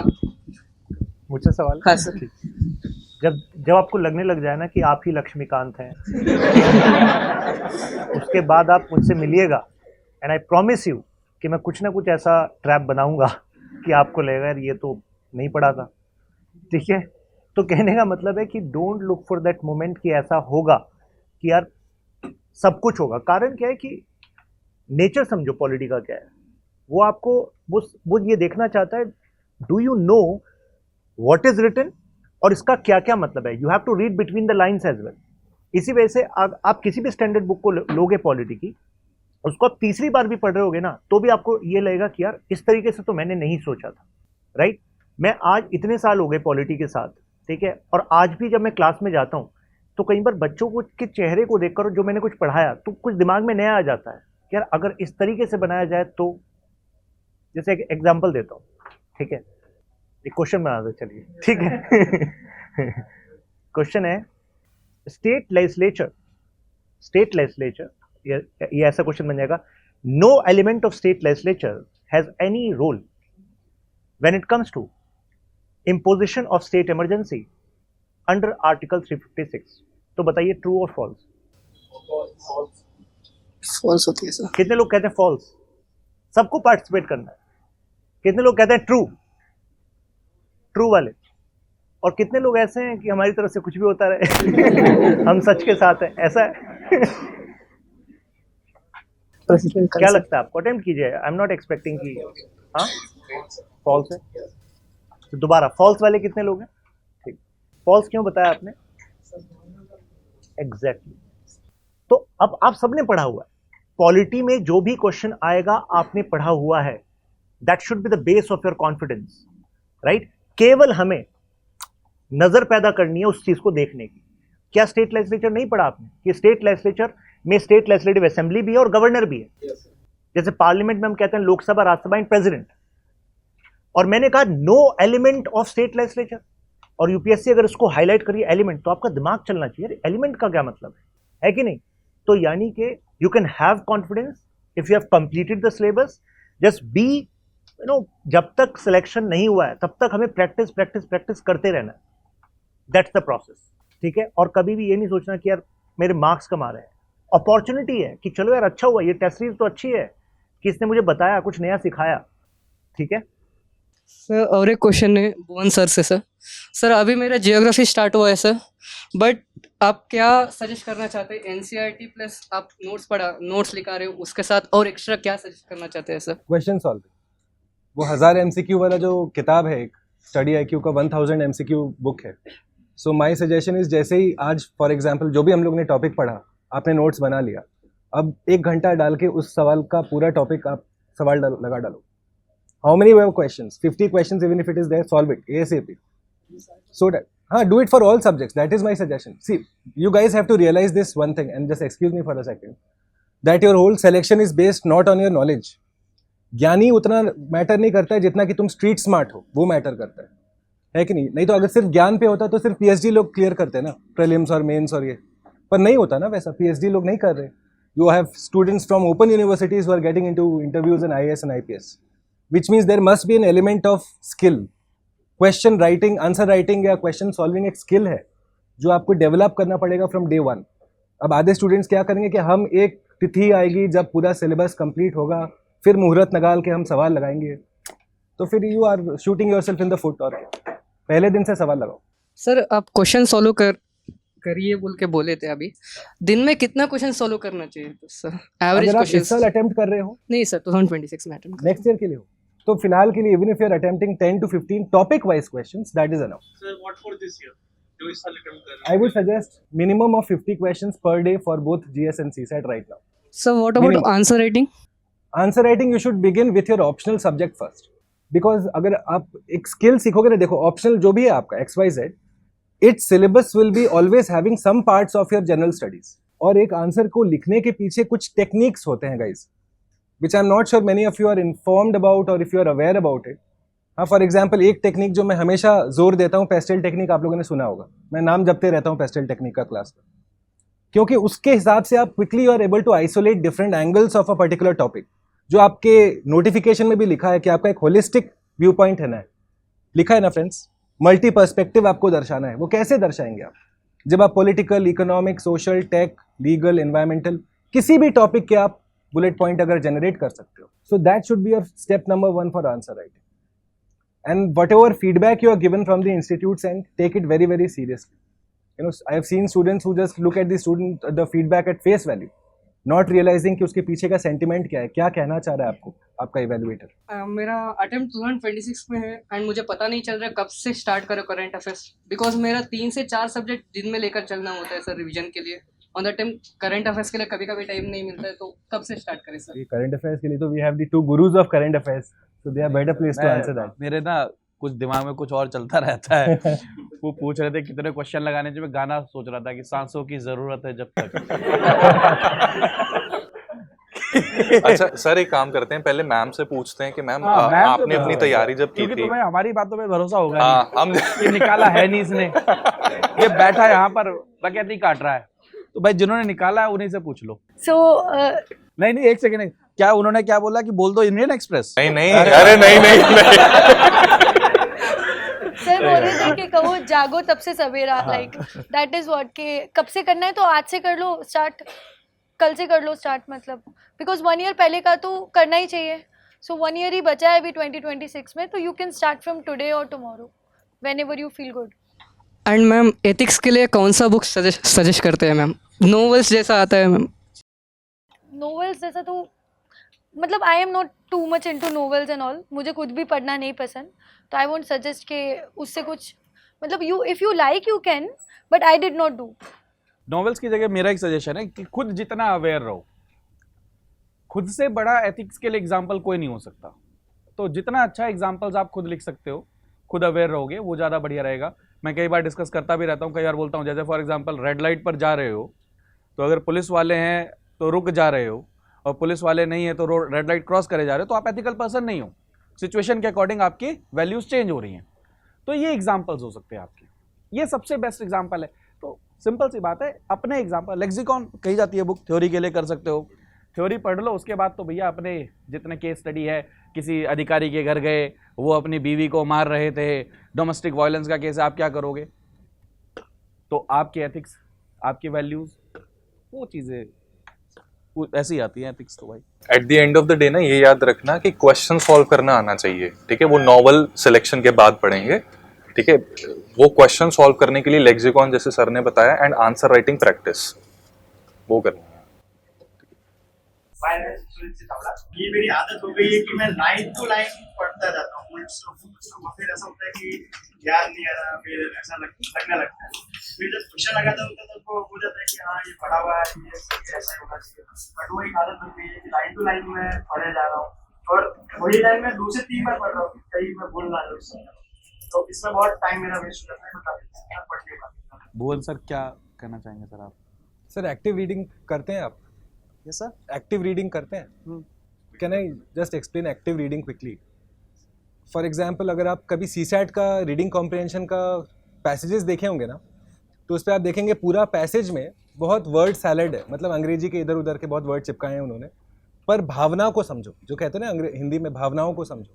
सो understand the gist of the passage, you are not required to understand line by line, क्योंकि इवेंचुअली आपको वो रिकॉल वैल्यू होना चाहिए ना, आप जो भी पढ़ते हो it should be here for you to reproduce it in the examination. So try and first understand the gist of the passage which is active reading. Okay, that should be a step number 1। Don't worry about कि अगर हमको एक line में एक word miss हो गया, कुछ important ऐसा कुछ मिस नहीं होगा। ओके, और जैसा सर ने बताया ना आपको कि you go head and identify all the different sub parts of a topic, those are the things, those bullet points are what you need to remember. आपको वहाँ पे पूरा ऐसे थोड़ी ना आपको रट के जाना है, आपको ऐसे में क्या पॉइंट्स डालने हैं, आंसर में क्या पॉइंट्स डालने हैं, या किसी टॉपिक के क्या इंपॉर्टेंट सब पॉइंट्स हैं, वो आपको आइडेंटिफाई करके जाना है। सो क्योंकि यहीं पे आपका पढ़ाई कॉलेज और स्कूल्स के मुकाबले एकदम चेंज रहता है। स्कूल और कॉलेज में हम लोग लाइन बाय लाइन ज़्यादा फोकस करते हैं, यहाँ पे सिलेबस इतना वास्ट है कि वो आप कभी कर ही नहीं सकते। That is an unrealistic expectation to begin with. So focus on the subject wise और the paragraph wise gist and have notes prepared, क्योंकि those will be your life savers. ठीक है, मैं आपको पर्सनल एक्सपीरियंस से बताता हूँ। Whenever I have gone for my prelims और मेंस, एक शाम पहले मुद्दा रहता था कि आपको पूरा सब्जेक्ट को रिवाइज करना है 2 to 2.5 आवर्स में, and that is frankly impossible अगर आप किसी किताब के भरोसे बैठे हो तो, क्योंकि वो मार्केट में वो किताब ना पब्लिश हो सकती है ना होगी, because you are suppose to know static part plus current affairs part, तो वो आपको ही कंपाइल करना पड़ेगा, वो आपके लिए कोई और करके नहीं देगा।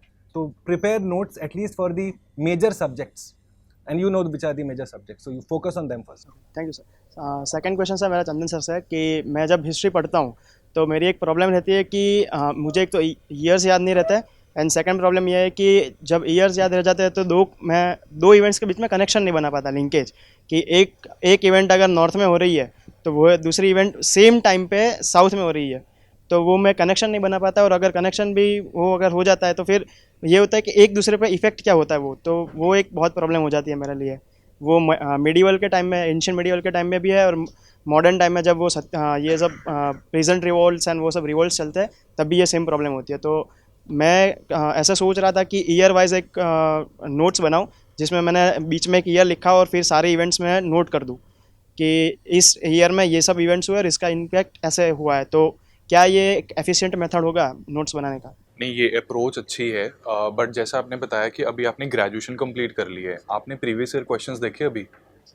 हाँ, यहाँ पर आपके क्वेश्चन से मुझे थोड़ा रियलाइज़ हो गया था that you might not have seen them, because जिन्होंने देखे हैं वो ये बता सकते हैं ना कि ईयर्स के ऊपर एक्चुअली क्वेश्चंस आते नहीं हैं, क्रोनोलॉजी के ऊपर ज़्यादा आते हैं। ठीक है, तो ईयर्स अगर देखो एंशिएंट मिडिवल की जहाँ तक बात है, सिर्फ मोस्ट इंपॉर्टेंट इवेंट्स हो गए, बैटल ऑफ पानीपत हो गया एंड इस तरह की जितनी कार्नाटिक वॉर्स वगैरह ये सब हैं, उनके थोड़े से ईयर्स याद रखेंगे, बट क्रोनोलॉजी ज़्यादा मैटर करेगी, नंबर 1। दूसरा, अगर ये अप्रोच में आप कंफर्टेबल हो तो you can go with this approach, और बहुत अच्छी अप्रोच है कि ईयर लिख के आपको सारे इवेंट्स पता है कि उसमें क्या क्या चीज़ें हुई थी और आपस में लिंक कैसे था। और दूसरी चीज़ जो आप पूछ रहे हो कि हमारा कंट्री, देखो इट्स कंट्री हम कहते हैं but it's actually subcontinent. तो इनिशियली क्या होगा, we will study things in compartments. जैसे हिस्ट्री में भी हम क्या है कि पहले दिल्ली सल्तनत जैसे कर रहे हैं, फिर साउथ इंडिया की हिस्ट्री अलग से करते हैं, एंशिएंट में भी यही अप्रोच होती है। तो एक बार कंपार्टमेंट्स में करने के बाद नेक्स्ट स्टेप होता है कि हम चीज़ों को इंटरलिंक करें। फर्स्ट रीडिंग में do not over expect from yourself. First reading में आराम से एक कंपोनेंट को, एक पार्ट को समझो, सेकेंड रीडिंग जब करोगे तब उस पार्ट को दूसरी चीज़ से रिलेट करना है। तो ये ग्रेजुअली एक लर्निंग प्रोसेस रहेगा। रिपीटेड रीडिंग जितनी करते रहोगे उतना ज़्यादा ही अच्छा होता रहेगा।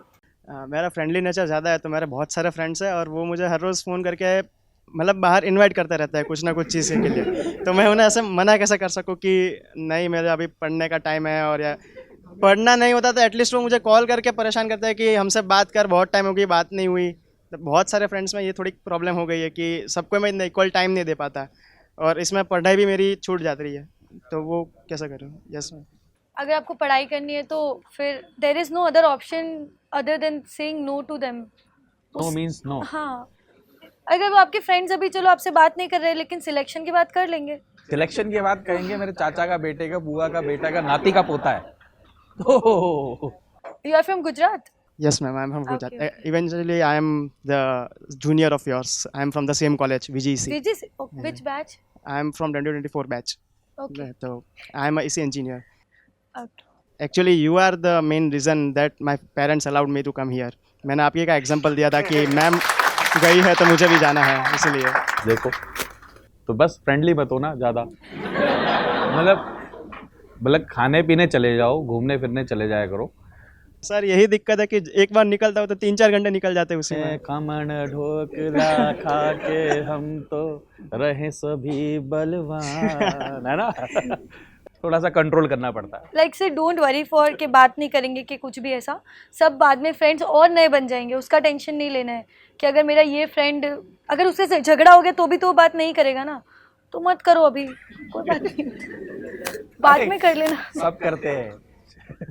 प्रायोरिटी मैटर करती है। प्रायोरिटी क्या आपको प्रायोरिटाइज करना पड़ेगा। 24 घंटे है, 24 घंटे में से आप हर चीज तो नहीं कर सकते ना। अगर जीवन में सभी को सुखी दे करने के लिए पैदा हुए हो तो बात अलग है, हर किसी को खुश नहीं किया जा सकता। और अगर इतना ही आसान हर घर में IAS ऑफिसर बनना होता तो हर घर से IAS ऑफिसर होता। We have to sacrifice our emotions also sometime, जो हमने किया है, और उसके भुक्तभोगी अभी हैं, हो गए होते तो पता नहीं क्या होता। ये आगे का क्वेश्चन किसी और? सर एक क्वेश्चन मैं पूछ लूँ लास्ट। अरे यार, फिर चलो ठीक है, पूछ लो।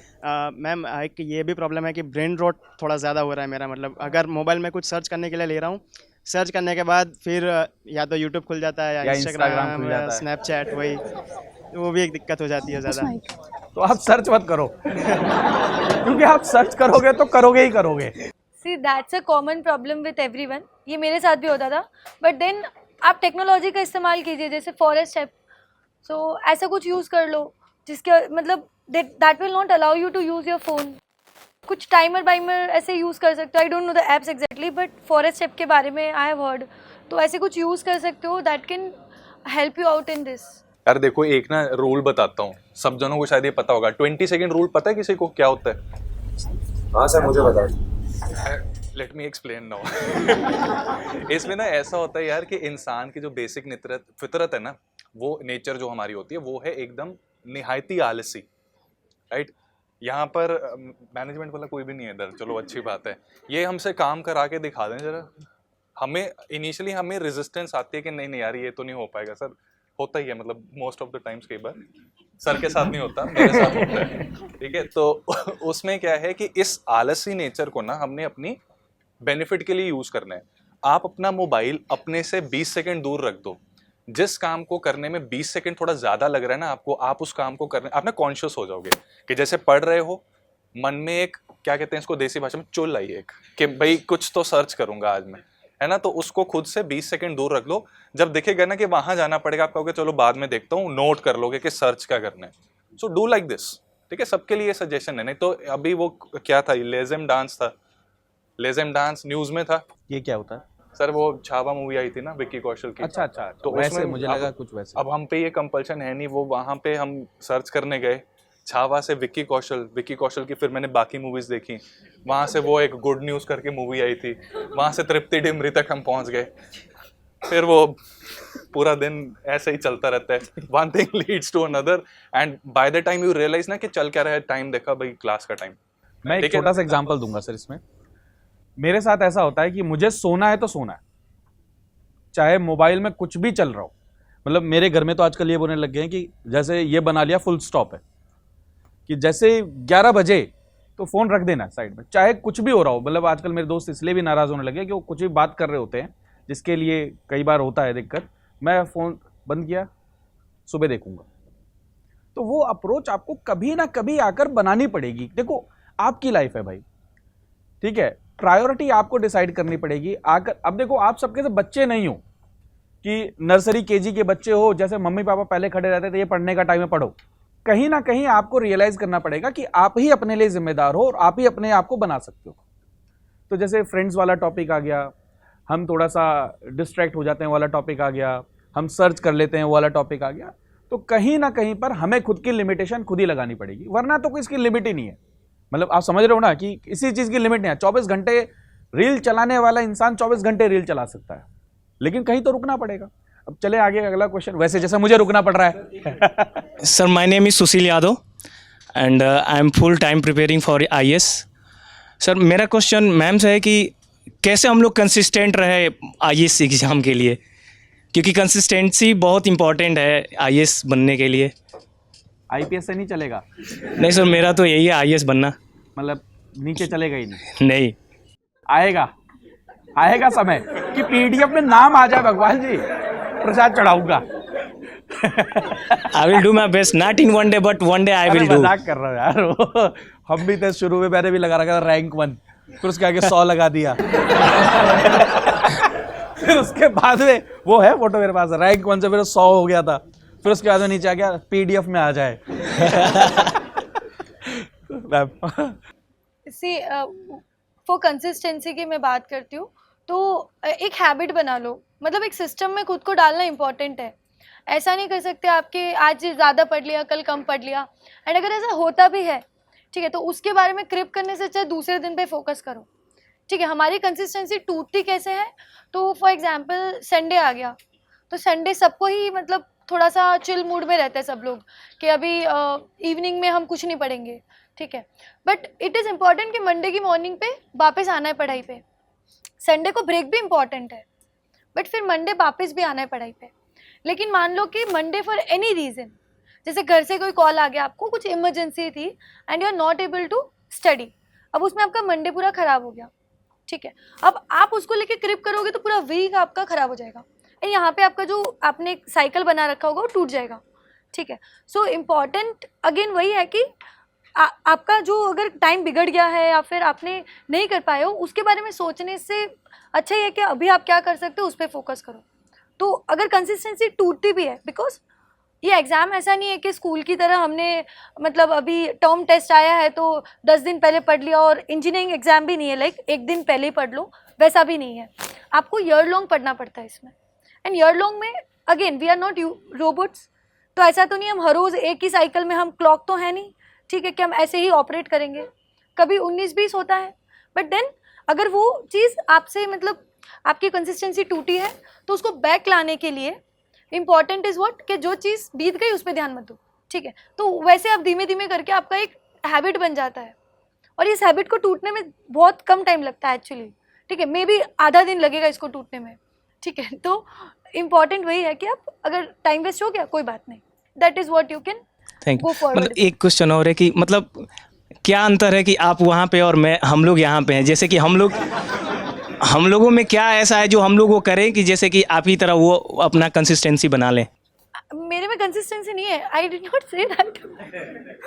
सी कोई डिफरेंस नहीं है, ठीक है, बट एक यही होता है, देखो जैसे सर ने बोला था कि आपके सिलेक्शन में मुझे खुद भी ऐसा लगता है कि there are many factors that come to play. आपका दिन कैसा है, पढ़ाई कैसी है, लक भी थोड़ा बहुत आ ही जाता है, ऐसी बात नहीं है, but everything comes to the play तब जाके आपका सिलेक्शन में आता है। ऐसा नहीं है कि जिसका सिलेक्शन, मान लो किसी ने ज़्यादा प्रिपरेशन की हो, मेरे से ज़्यादा काबिल है, but because of certain reason वो नहीं कर पाए clear, so that doesn't mean कि मैं उनसे कुछ ज़्यादा सुपीरियर हूँ, ऐसा कुछ भी नहीं है। And this I wanted to just tell that मेरा सिलेक्शन जब नहीं हुआ था, so we know 2020 topper Shubham Kumar sir, right, तो उनका एकदम से जब इंस्टाग्राम पेज मैंने देखा था तो he was too much in limelight, ठीक है, AIR1 हरदम लाइमलाइट में रहता है, तो मेरे दिमाग में वो लोग भगवान टाइप फिगर थे कि अगर किसी से बात हो गई, ठीक है, कोई भी सिलेक्शन वाले बंदे से बात हो गई तो मुझे लगता था दिन बन गया, और मतलब पता नहीं अलग लेवल पे कि पता नहीं किससे ही बात हो गई, भगवानों से बात हो गई टाइप, ठीक है। बट अगेन व्हेन मैं अब इस साइड पे बैठी हूँ तो मुझे लगता है दिस इज़ नथिंग, ऐसा कुछ भी नहीं है, ठीक है, अगर आप ऐसा समझ रहे हो तो वो आप दिमाग में सोच रहे हो, ऐसा कुछ भी नहीं है, आप भी उतना ही काबिलियत हो, बस वही है, सोचने पे फर्क है। Thank you ma'am. That is what. नहीं, एक क्वेश्चन मैं पूछूंगा मैम से पूछूंगा मैम। अरे मतलब करंट अफेयर्स को लेकर अभी भी बच्चे बहुत पूछ रहे हैं, आपकी क्या अप्रोच थी? क्योंकि आपने एग्जाम जो क्लियर किया, आपने नोट्स कैसे बनाए थे? क्योंकि ये कई बार अभी भी पूछ रहे हैं बार बार कि पढ़ाई क्या कम, मतलब क्या नाम है, ईयरली कर लें, क्या कर लें? तो मंथली, डेली का क्या रूटीन था करंट अफेयर्स का आपका? एक बार आप प्लीज गाइड करें। सो फॉर करंट अफेयर्स मैं सर के वीडियोस देखती थी, प्रशांत सर के, as you all are also watching that. तो वो मेरा वो अप्रोच रहता था, एंड जैसे सर ने भी बताया था कि रिपीटेटिव क्वेश्चन टॉपिक्स। पूछने का कारण यही था। ये मैं घूमकर यही आना चाहता था। Sorry ma'am. तो लाइक टॉपिक्स जो है रिपीटेटिव होंगे। इन्फ्लेशन शायद सर जब पढ़ रहे होंगे तब भी इन्फ्लेशन में वो सीपीआई और डब्ल्यूपीआई का कंपैरिजन चलता ही होगा सब का, मतलब अब अगर आप 5 इयर्स के बाद देखोगे तो भी सेम कंपैरिजन पढ़ाएंगे ही आपको, ठीक है। तो current affairs remains the same, जो आंसर मतलब क्वेश्चन अगर आएगा तो उस पर ही आएगा जो रिपीटेटिव थिम्स है, ठीक है। तो अगर आप डेली कर रहे हो, मतलब ऐसे कुछ वीडियो से भी कर रहे हो, that is I think okay, कोई प्रॉब्लम नहीं है, ठीक है। But then monthly compilations I think that they are very important, ठीक है। बिकॉज क्या होता है, जैसे कभी आपने वीडियो सुन रहे हो आप, ठीक है, लेकिन आपका पूरा दिमाग नहीं है, होता है ऐसा, ठीक है। Again we all are humans, right. तो कभी है कि दिमाग कहीं और चल रहा है, कुछ बोल रहे हैं सर, नहीं गया दिमाग में, ठीक है, होता है ऐसा। तो अब कुछ चीज़ छूट गई अगर आपके पढ़ाई में, तो आप उसको जाके उस पर टाइम फिर से नहीं दे सकते। बेटर है मंथली मैगजीन में जब आप करोगे, तब आप उसको जब अच्छे से पढ़ोगे तो सब कुछ कवर हो जाएगा। That is what you can do. And everything, जैसे आप लोग सबके डाउट्स हैं कि ये भी कर लो वो भी कर लो, तो हम रिपोर्टर तो बनने आए नहीं, आई थिंक, राइट। तो जितना चाहिए उतना पढ़ो and move forward, that is what you require. जी हाँ सर, एक क्वेश्चन। अब ऐसा करेंगे ना, हम इधर फिर उधर फिर उधर फिर उधर, ऐसे ऐसे करके चलेंगे, है ना? My name is Shafiq Chaudhary, I am Uttar Pradesh. My question is रंग sir, I love you so much sir ji.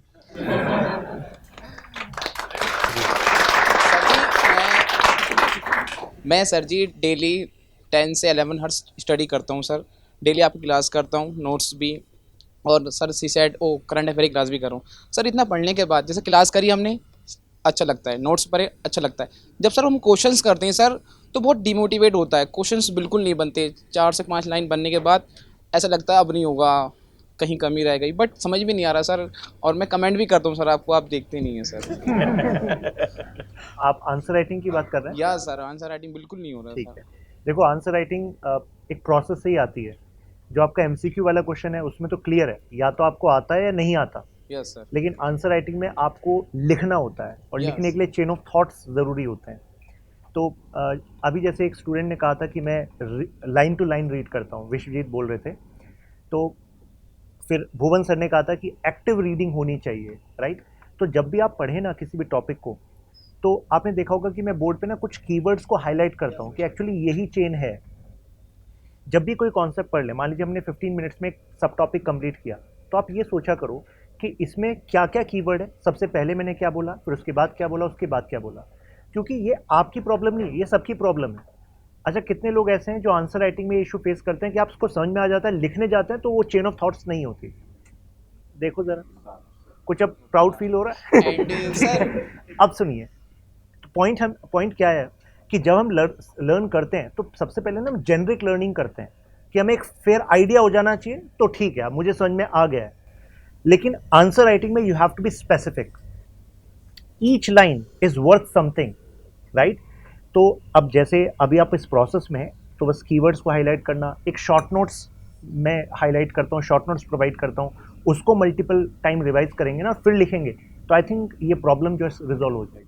And sir जो आप जो PSR पल्स देते हैं सर, उसको कैसे यूज़ करना, वो बिल्कुल समझ में नहीं आती। अच्छा, एक ना वीडियो में लिंक शेयर कर रहा हूँ आजकल, तो जब उसको ओपन कर लो PDF को और वीडियो को गो थ्रू कर लो, तो एग्जैक्ट आपको पता लग जाएगा कि यार इस पर्टिकुलर पैरा से हमें निकालना क्या है।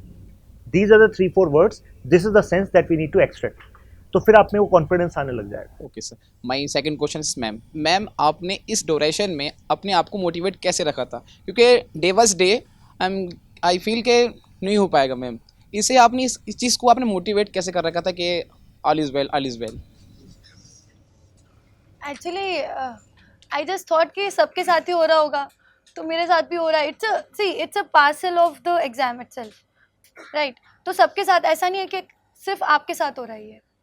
आप किसी को भी सुनोगे, आप लोग सबके ऑलमोस्ट यही एक ही जैसे डाउट्स आ रहे हैं, इसका मतलब यही हुआ कि सबको एक ही जैसा प्रॉब्लम आ रहा है, राइट? तो you are not the lone one who is facing this, ठीक है? तो ऐसा इसके लिए कुछ ऐसा there is no kind of miracle, ऐसा कुछ वो है नहीं कि ये कर लोगे तो आपको ये थॉट्स ही आएंगे।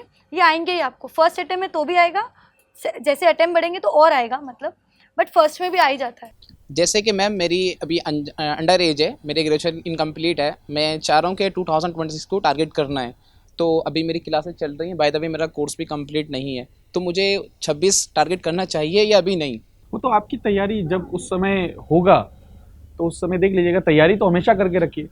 नहीं सर, मैं ये बोल रहा हूँ कि अभी मेरी ग्रेजुएशन जो है इनकम्प्लीट है, वो 2026 में कंप्लीट हो जाएगी। तो 26 के लिए आप तो टारगेट करिए। मैं अटेम्प्ट दूँ या सर नहीं? मतलब वो उस समय डिपेंड करता है आपके ऊपर में कि आप कितना तैयार हैं। अप्रोक्सीमेटली 1 साल है अभी हाँ, इसको तो आप इवैल्यूएट उसके लिए करने तैयार का, करिए। लेकिन कि ये समय काफी है कि नहीं तैयारी करने के या लिए? सर, काफी है, काफी है, और काफी टारगेट कैसे करना है वो 26 को, जो अच्छी तरह से इम्प्रूवमेंट मिल जाए? अगर जीएस का पार्ट आपका सिग्निफिकेंट हो चुका है? नहीं सर, अभी वो भी नहीं हुआ। अभी हमारी पॉलिटी आप नहीं पढ़ाई है, हिस्ट्री हुई है और society as well as option sir आपसे ही पढ़ रहा हूँ मैं। ठीक है, ठीक है। तो आपका मीनवाइल तब तक सिलेबस भी कंप्लीट हो चुका होगा, आपके पास रिवीजन के लिए भी एम्पल टाइम होगा, और आप प्रैक्टिस भी, मतलब अभी से, मतलब वो एक तरीके से प्लान दिमाग में रखिए कि मेरा इस मंथ तक कोर्स कंप्लीट होगा, तो मैं थोड़ा थोड़ा रिवीजन करता रहूँ, आंसर राइटिंग प्रैक्टिस करता रहूँ, एमसीक्यू प्रैक्टिस करता रहूँ। कोर्स में आपकी टेस्ट सीरीज भी है, जैसे खुद अभी आपको पता लगा कि अगर टेस्ट के हिसाब से आप स्केड्यूल बना रहे हैं रिवीजन का, तो by the end of the tunnel ना यू विल हैव कॉन्फिडेंस। अगर आपने इन टेस्ट को मिस करना शुरू कर दिया, जो ज़्यादातर स्टूडेंट्स करते ही हैं, तो टाइम निकल जाएगा। बस वो मत छोड़िए, तो you will be confident for giving attempt bye जनवरी 2026। मेरा एक कहना है, उधर कुछ लोग सो गए हैं लास्ट में, वो बिल्कुल कोने में। हाँ देखो, किसी कोई रजाई वजाई तो नहीं खोल ली है क्या ना? बिल्कुल वो कह रहे, सही कहा सर आपने, बिल्कुल। तो उधर कुछ लोग बिल्कुल लास्ट में सो गए हैं, लग रहा है सर। इस साइड का एसी बढ़िया है। एसी बढ़िया है। तो उधर पहले, उधर आज वो थोड़ा सा देखे तो जाग रहे कि नहीं जाग रहे। सबसे लास्ट में वो कह रहे कि हमें तो पूछना ही नहीं है, उधर एसी चल रहा है, इधर ले बैठे थे।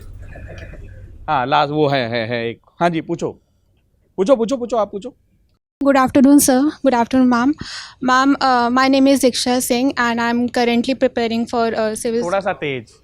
ये डाउट है कि जैसे अभी 1 साल हो गए हैं, ऑलमोस्ट 1.5 ईयर हो गए हैं इस प्रिपरेशन जर्नी को, तो ये आइडिया कितना अच्छा है ये सोचना कि इस एग्ज़ाम के साथ अभी मेरा फर्स्ट अटैम्प्ट होगा, तो इसके साथ एक और एग्ज़ाम के लिए प्रिपरेशन चल सकती है। At the end civil service crack करके IAS ही बनना है, बट स्टिल एक फीलिंग होती है कि हमारी एज ग्रुप के बच्चे और आगे निकल रहे हैं, फैमिलीज़ों के प्रेशर नहीं है, बट स्टिल ये आइडिया कितना सही है कि कोई और भी एग्ज़ाम इसके साथ दिया जाए। और एग्जाम की एग्जांपल दे सकते हो, कौन सा आप सोच रहे हो? सर स्टेट का, स्टेट PCS SSC, जिसका सिलेबस इसे ओवरलैप करता है, कोई इसके अलावा नहीं। आपको हाँ देना चाहिए, मतलब सी, अगर आपका सिलेबस कॉमन है, विच bye and large her state service का 50 to 60% कॉमन सिलेबस रहता है, स्टेट स्पेसिफिक 30-35% अलग से पढ़ना होता है आपको, so it is absolutely recommended. देखिए, जो काफ़ी सारे स्टूडेंट्स के मन में ये डाउट होगा कि हमारा प्लान बी क्या होना चाहिए, because let's be honest, end of the day not everyone is going to crack the examination, so start working towards your plan B. और प्लान बी में सबसे पहले स्टेट सर्विसेज को फोकस करिए। Now that can only be done जब आपने अपना UPSC का सिलेबस एक बार ढंग से कंप्लीट किया है, मतलब आपको वो 60% का जो कॉमन फैक्टर है वो आपका डन है, देन यू कैन स्पेंड से 3-4-5 weeks for the state specific information. जैसे मैं वेस्ट बंगाल PSC मैंने दिया था, मैंने बिहार PSC दिया था, I cracked both. Now for that both of them I needed to spend रफली around 5 to 6 weeks intensive state specific पढ़ाई की थी मैंने। तो दैट कैन ओनली हैपन जब आपका UPSC वाले सारे कुछ हो चुके हैं, मतलब फिर आपको वो अलग से नहीं कि कॉन्सेप्ट नहीं पता है, वहाँ से शुरू कर रहे हैं, वो नहीं करने की आवश्यकता। पर मेरा रिकमेंडेशन है absolutely. So this a follow up question, so there are some seniors who recommend कि पहले 1 या 2 साल डेडिकेटली इसको दे दो, उसके बाद दूसरे के लिए अपीयर करो। So anyways you are going to be appearing this year? Yes sir. So anyways you will have your result by August, correct? उसके बाद आपका नेक्स्ट साइकिल शुरू हो रहा है अगले साल मई में. So what is stopping you to not appear for the examination? मतलब आप करेंगे क्या अगस्त से लेके अगले साल मई तक? You need a goal, no? You can't be sitting in a room and doing the same thing again. You also know it will be going too difficult for you. So you should absolutely appear. वो मैं कह रहा हूँ ना, don't plan for a particular मुहूर्त किया, 2 attempt खराब हो गया, 3 अटेम्प्ट खराब हो गया, अब हम स्टेट के पीछे लगे. मतलब if your doors are open, why close them unnecessarily? इसमें ना एक ये चीज़ क्लैरिफाई सभी के लिए कर दूं. जैसे इन्होंने कहा कि स्टेट पीसीएस की तैयारी को साथ में लेके चलने की बात कर रहे हैं. कितने बच्चे यहाँ पे ये सोचते हैं कि जो स्टेट पीसीएस के कैंडिडेट्स हैं वो बचपन से यही सपना लेके बैठे हैं कि हम तो स्टेट पीसीएस करेंगे, यूपीएससी नहीं करना. How many of you think like this? चलो अच्छी बात है. रीज़न इसका ये है कि ये सोच जो है ना, दिस सोच discourages us from preparing for state PCS. हमें लगता है कि जो बच्चा, जैसे पंजाब की बात करें, पंजाब की ही तैयारी कर रहे हैं बच्चे, तो इनसे कहाँ मुकाबला करेंगे, हमें तो कुछ आता नहीं है. But that is not the case. State में भी आप रिजल्ट्स अगर देखोगे, एंड समीक्षा I think you can validate this. दिया नहीं बट आपने ये देखा तो होगा कि स्टेट में भी रिजल्ट्स जो हैं वो यूपीएससी वाले ही एक तरीके से लेके आते हैं. ठीक है. तो और दूसरी बात, डाइवर्सिफाई करना बड़ा ज़रूरी है इसमें. अगर मैं भी देखूँ ना कि फर्स्ट अटेम्प्ट में, जैसे सर ने बताया कि अगस्त में रिजल्ट आ जाएगा, उसके बाद स्टेट का जो भी नोटिफिकेशन आ रही है आपके आसपास की स्टेट्स की, गो फॉर इट. उससे 2 फायदे होंगे. आपका एक्सपीरियंस बढ़ेगा. एग्जामिनेशन हॉल में बैठकर अटेम्प्ट करना इज़ वेरी डिफरेंट. तो वो जो एक्सपीरियंस है, it is going to help you. तो उसको इग्नोर नहीं करना, छोड़ना नहीं है. एंड येस, 1.5 साल की आप कह रहे हो तैयारी कर ली है, you should go for state. Which state by the way you are targeting? और भी प्रश्न रह गए होंगे सभी के. कितने लोगों के रह गए? एक बार हाथ खड़ा करो. अच्छा, अभी है तो हाँ, देखो एक उधर हो गया, फिर एक इधर, फिर एक इधर, फिर एक इधर, है ना sir? Good afternoon sir and ma'am. My name is Priyanka Sharma and मेरा जो अटेम्प्ट है वो 2026 का है. Currently I am full in preparation. मेरा फर्स्ट क्वेश्चन मैम से है कि जब आप प्रिपरेशन कर रहे थे, कि जैसे मेरे साथ ये होता है कि मैंने सपोज़ पॉलिटी स्टार्ट करी, जो मैंने जस्ट अभी स्टार्ट करी है शशांक सर की, तो वो कभी कभी होता है कि बहुत बोरिंग लगने लग जाती है. और अभी कुछ टाइम पहले मैंने भुवन सर का ऑप्शनल का बैच लिया था, वहाँ पे मतलब डिसाइड करने के लिए ऑप्शनल. तो मैं ये नहीं डिसाइड कर पा रही, या मतलब मुझे प्रॉब्लम आ रही कि एक दिन में, बिकॉज 2026 का अटेम्प्ट है, तो एक दिन में मुझे 2 क्लासेस लेनी है या फिर एक में ही मतलब कंफर्टेबल हो जाएगा, बिकॉज नोट्स भी हैं, क्लासेस भी हैं. तो ये पूछना था आपसे कि आप जब प्रिपरेशन में थे तो आप एक दिन में 2 क्लासेस लेते थे या सिर्फ एक ही क्लास लेते थे?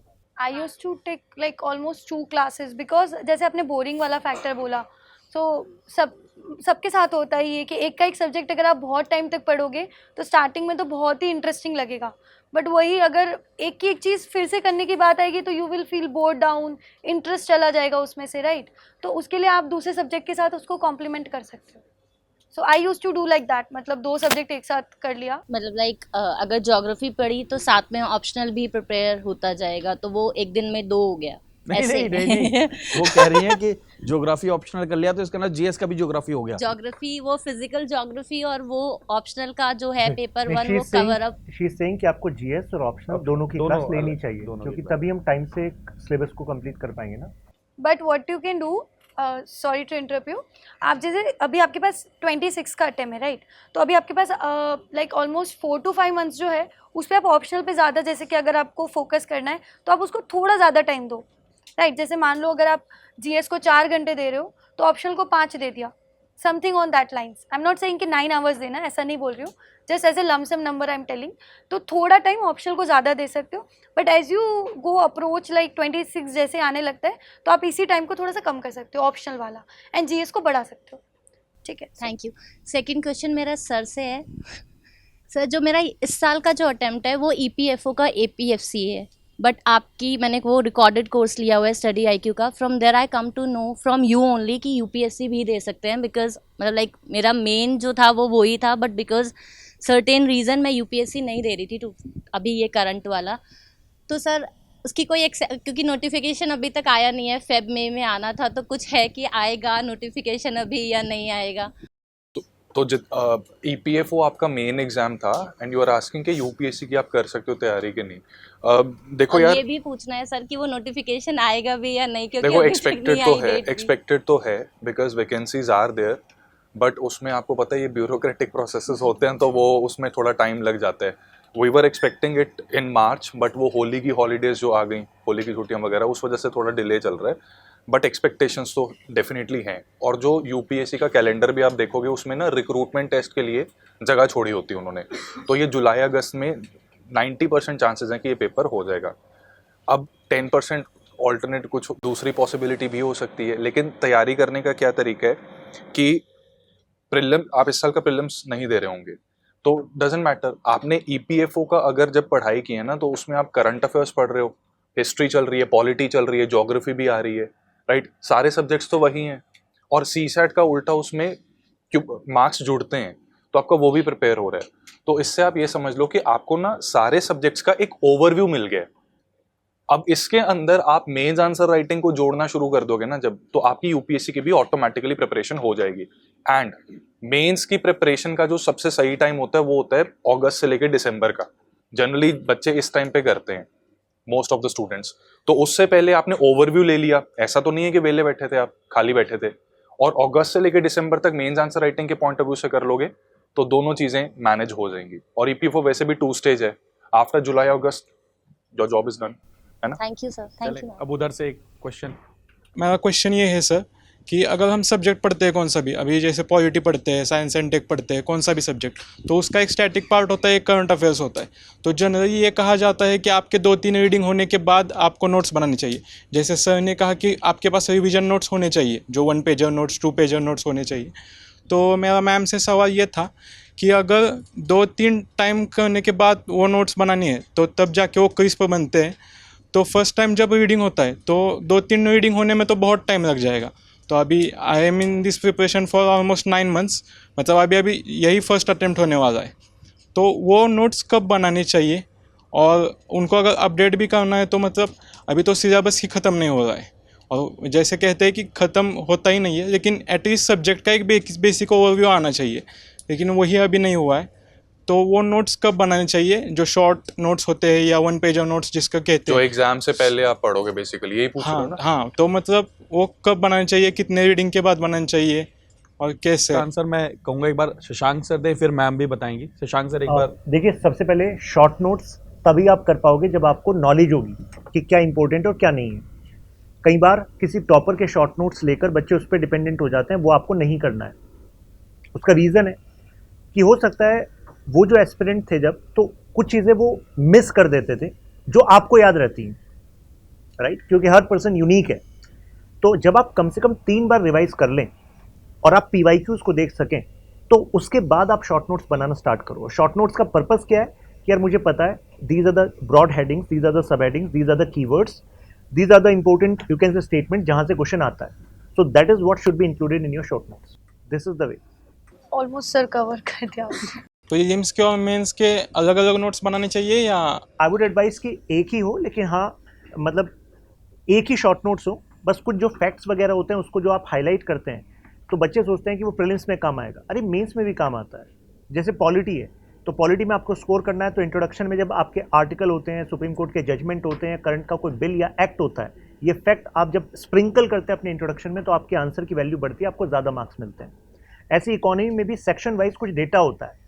अगर हमने कुछ भी डेटा अभी अपने शॉर्ट नोट्स में कंपाइल नहीं किया तो हमें लगता है बहुत कुछ है यहाँ पर पढ़ने के लिए. लेकिन अगर हमें पता है एनर्जी में these are the types, and with respect to that this is India's goal, this is the scheme, this is the TG target group, और अगर हमने उसको शॉर्ट नोट्स में लिखा हुआ है, तो अब दुनिया भर से कुछ भी डेटा आ जाए, हमें पता है कि हमें स्कोर करने के लिए इसको कोट करना है और हमें मार्क्स मिल जाएंगे. तो this is the way to have 1 notes. अब next question. Sir, my name is Prince Gupta.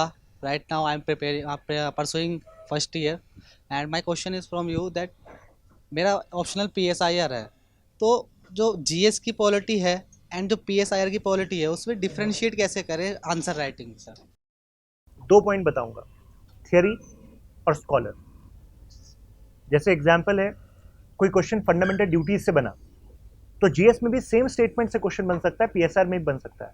लेकिन when you are writing for PSIR, तो you can make some theoretical linkage, social contract theory. जैसे मैं कहता हूँ कि पेपर 1 सेक्शन ए में जो आपने थ्योरी अभी पक्की करी है, उसका इस्तेमाल करो, उसको स्प्रिंकल करो अपने IGP वाले पार्ट में, जिससे कि आपका आंसर पॉलिटी से थोड़ा एक्स्ट्रा लगे.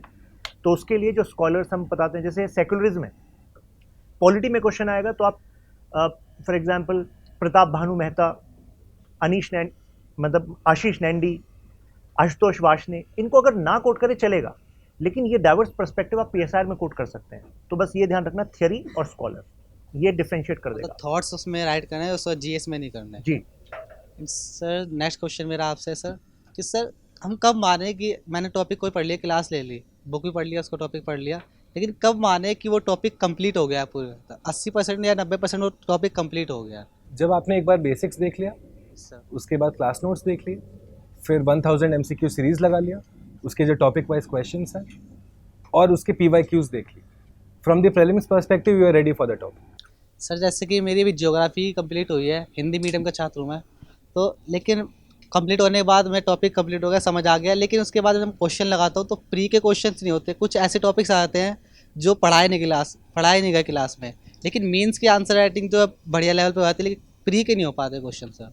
मैं एक सजेशन दूं आपको, Yes, करेंगे ज्योग्राफी को ना ट्राई करिए इंटरलिंक करना एनवायरनमेंट के साथ, क्योंकि मैं एक चीज़ आप अगर हम नोटिस करेंगे, if you are smart candidate, आपको पता चल जाएगा कि अगर मेरा डेजर्ट है या ट्रॉपिकल फॉरेस्ट है या कोरल रीफ है, जो भी है, what ever my biodiversity is a reflection of the geographical condition. जिस तरह का वेदर है उस तरह का बायोडाइवर्सिटी है, थोड़ा वो इंटरलिंकेज करिए। जानते एक गलती जो मैंने की थी और आप में से काफ़ी लोग करते होंगे ये, कि आप ज्योग्राफी पढ़े फॉर एग्जाम्पल मार्च के महीने में और फिर आप पढ़ेंगे इन्वायरमेंट सितंबर के महीने में, तब तक आप भूल गए कि हेडली सेल क्या था, फेरल सेल क्या था, पोलार सेल क्या था, जेट स्ट्रीम क्या था, पोलार वोर्टेक्स क्या था, सारा कुछ खत्म हो गया। उसके बाद आप जाओगे पढ़ने को वहाँ पे to understand about tropical biodiversity, या डेजर्ट में आप पढ़ोगे, अभी इस साल का एक एक्सपेक्टेड सवाल है टार्डीग्रेड्स के ऊपर, जिसको वाटर बेयर्स कहते हैं। हाँ, तो उस तरह के अगर आप इंटरलिंकेज छोड़ दोगे ना टू द वेरी एंड, तो फिर वो जो आप कह रहे हो कि हमको नहीं हो रहा है, सवाल नहीं बनता है, वो आप नहीं कर पाएंगे। फॉर एग्जाम्पल आप देखना इसके बाद जाके क्लास खत्म होती, ये जो डिस्कशन खत्म होता है उसके बाद जाके, कि एक सवाल है सिविल सर्विस ने बार बार पूछा है कि 2 o'clock रेनफॉल जो NCERT में होता है, हाँ, उसके चलते जो सॉइल का लीचिंग हो रहा है, यानी कि न्यूट्रिएंट्स खत्म हो गया, इसी सिंपल इंटरलिंकेज पे 3 सवाल पूछे गए हैं पिछले 8 साल, 3 बार। बस आपको इतना पता रहना चाहिए कि 2 बजे का जो रेनफॉल है इक्वेटर के पास में, उसके चलते मेरा सॉइल का न्यूट्रिएंट्स कम हो रहा है क्योंकि बारिश हो रही है। इसी पे 3 बार सवाल है। सर जैसे क्लास लेक्चर ले लिया, पढ़ा दिया, लेकिन कुछ क्वेश्चंस में ऐसे टॉपिक्स आते हैं जो डिस्कस नहीं होते क्लास में, उसे कैसे हैंडल करेंगे उन क्वेश्चंस को? फॉर एग्जाम्पल कोई एक ऐसा एग्जाम्पल जैसे किसी काम में सर नहीं पढ़ा पाए या सर डिस्कस नहीं कर पाए, भूल गए, जैसे जल विद्युत शक्ति की, भारत की जल विद्युत शक्ति कौन कौन सी है, उसे कैसे अच्छा किया जा सकता है, ये टॉपिक्स डिस्कस नहीं हुआ बाय द वे, तो उसे कैसे हैंडल करेंगे क्वेश्चंस में? तो वो तो करंट अफेयर्स का पार्ट हो गया ना, कि अब भारत का अगर हाइड्रो इलेक्ट्रिक कैपेसिटी अभी X अमाउंट है, उसको हमको बढ़ाना Y अमाउंट तक है, तो हमको क्या क्या करने की आवश्यकता है। हमारे पास रिसोर्सेज तो हैं, फास्ट मूविंग नदी तो है ही, आपको पता होगा young stage of a river जल्दी जल्दी चल रहा है, वहीं पे तो काइनेटिक एनर्जी है जो हम हाइड्रो इलेक्ट्रिक एनर्जी में कन्वर्ट करेंगे, तो वो तो हमारा स्टैटिक पार्ट है। अब आप जो सारे करंट अफेयर्स के यहाँ पे गुरुज बैठे हैं, उनके आप जब वो पढ़ाते हैं ना, एक चीज़ आप नोटिस करिएगा, मैं आपको बताता हूँ, सर लोग जो आपको पढ़ाते हैं करंट अफेयर्स, उसमें फोकस करिए ना कि सर क्या पढ़ाए, पर कैसे पढ़ाए, सर ने कैसे एक आर्टिकल को इंटरप्रेट किया, क्या इंफॉर्मेशन इंपॉर्टेंट वहाँ से निकाला, आंसर राइटिंग किया एग्जाम के पर्सपेक्टिव से। जैसे इंग्लिश में कहते हैं ना कि don't fish, learn how to fish, don't give someone a fish, learn how to fish. मछली कैसे मारा जाता है वो सीखो। सर जो मछली परोस के देते हैं वो तो खाइए ही, ठीक है, वो तो टेस्टी है ही। पर एंड सर नेक्स्ट क्वेश्चन आपसे है सर कि सर मैं अभी फर्स्ट ईयर में हूँ, तो 2027 का मेरा टाइम है, तो उसके लिए किस हिसाब से प्रिपरेशन करूँ, जैसे करंट अफेयर और GS? डेली पढ़ो करंट अफेयर, बात खत्म। तो मतलब क्या स्ट्रैटेजी होनी चाहिए 2027 को मैं सही से क्लियर कर सकूँ? भाई बस जो अभी इतना सारा डिस्कशन हुआ कि सिलेबस पे ध्यान दो, डेली पढ़ो और कंसिस्टेंट रहो, और GS के ऊपर में इससे सिंपल सा है, 20% अगर 10 घंटे पढ़ रहे हो तो 2 घंटा करंट अफेयर, 8 घंटा अपने GS के ऊपर में ध्यान दो।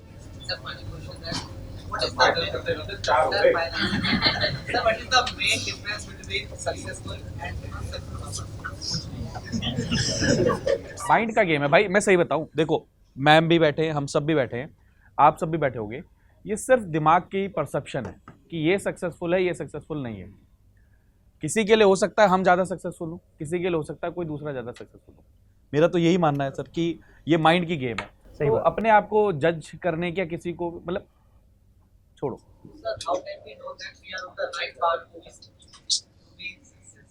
Just I want to add one thing over here कि सक्सेसफुल का जो आपका डेफिनेशन है ना, वो हर एक इंसान के लिए अलग अलग है। अगर आप ऐसा समझ रहे हो कि एग्ज़ाम क्लियर करने से सक्सेसफुल हो गया, तो that is not the correct thing. आप एग्ज़ाम क्लियर करके भी अगर काम करने की, अगर आप में वो, आपके अंदर वो नहीं है कि मुझे काम करना है, मुझे जिस काम के लिए आपको वहाँ पे रखा जा रहा है, आप आउट ऑफ दैट कुछ नहीं कर रहे हो, ठीक है, आप लोगों का भला, आप किससे लोगों का भला नहीं हो रहा है, ठीक है, आप कुछ काम नहीं कर रहे हो, दैट मीन्स यू आर, आप सक्सेसफुल होने के बाद भी कुछ नहीं हो, राइट। सो आपका हर एक स्टेज ऑफ लाइफ में आपका सक्सेसफुल का डेफिनेशन चेंज होता रहता है, ठीक है। You can't know. I'll tell you something. You can't know. एक second, This is a journey that you are going through. एक चीज़ और, अभी आप सबके लिए हम अवेलेबल हैं, ठीक है, इसके बाद में भी। तो इस सेशन को अब हम रैप अप करते हैं और उसके बाद में हम सभी के सभी अवेलेबल हैं, मतलब जिससे आपके जो फेवरेट फैकल्टीज़ हैं उनके पास जाकर आप कुछ नाश्ता पानी ले जा सकते हैं, उनसे बातचीत करके उनसे क्वेश्चन कर सकते हैं।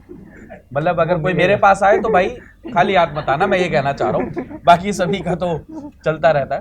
तो काफ़ी अच्छा लगा आप सभी से बात करते हुए, और बात की तो कोई लिमिट ही नहीं है। अच्छा, एक चीज़ और बता दूँ, बाहर रिफ्रेशमेंट है और शायद समोसे हैं, हाँ पैटीज़ है, समोसे हैं और फ्रूटी भी है, बहुत बढ़िया सर। चलो सर, देखो इतनी देर से इनकी तालियां नहीं बजी, लेकिन समोसे, फ्रूटी और पैटीज के नाम पे दबा के तालियां बजा रहे हैं।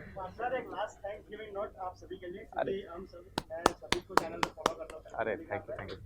शशांक सर के PSI नोट्स, उनके polity predictions, IR through maps और फिर इंडिया थ्रू मैप्स जो उनके सेशंस है, आपके जो यूट्यूब पे जो वीडियोस है इंडियन द हिंदू के, चंदन सर के जो टेलीग्राम पे जो वो अपने क्वेश्चंस रखते हैं, उनकी साहस सीरीज़ है, और जो इंडियन एक्सप्रेस की सीरीज़ है, भुवन सर के जो क्वेश्चंस है वो मैं सभी अटेंड करता हूँ। और इस सभी चीज़ के लिए थैंक यू, आपने हमारे लाइफ को शॉर्ट कर दिया है एकदम, ये सब चीज़ प्रोवाइड करके। जो हमें हर चीज़ छाँट के देनी पड़ती है, वो आपने ऐसे ही हमें प्रोवाइड कर दी, उसके लिए बहुत बहुत thank you. Thank you so much. एक चीज़ और है, इसके बाद में कुछ गिव अवेज हैं, वो सभी के सभी लेते हुए जाएंगे बच्चे, वो टीम है। और दूसरा भाई कहीं जा नहीं रहे हैं, मतलब ऐसे दुखी होके नहीं, अभी यहीं हैं और मिलते हैं फिर इसके बाद में। थैंक यू सो मच, बहुत अच्छा लगा मुझे। घड़ी देखते हुए पता नहीं चला कि कैसे 2.5 घंटे बीत गए, बार बार देखा मैंने लेकिन पता नहीं चला 2.5 घंटे बीत गए। Thank you so much, thank you.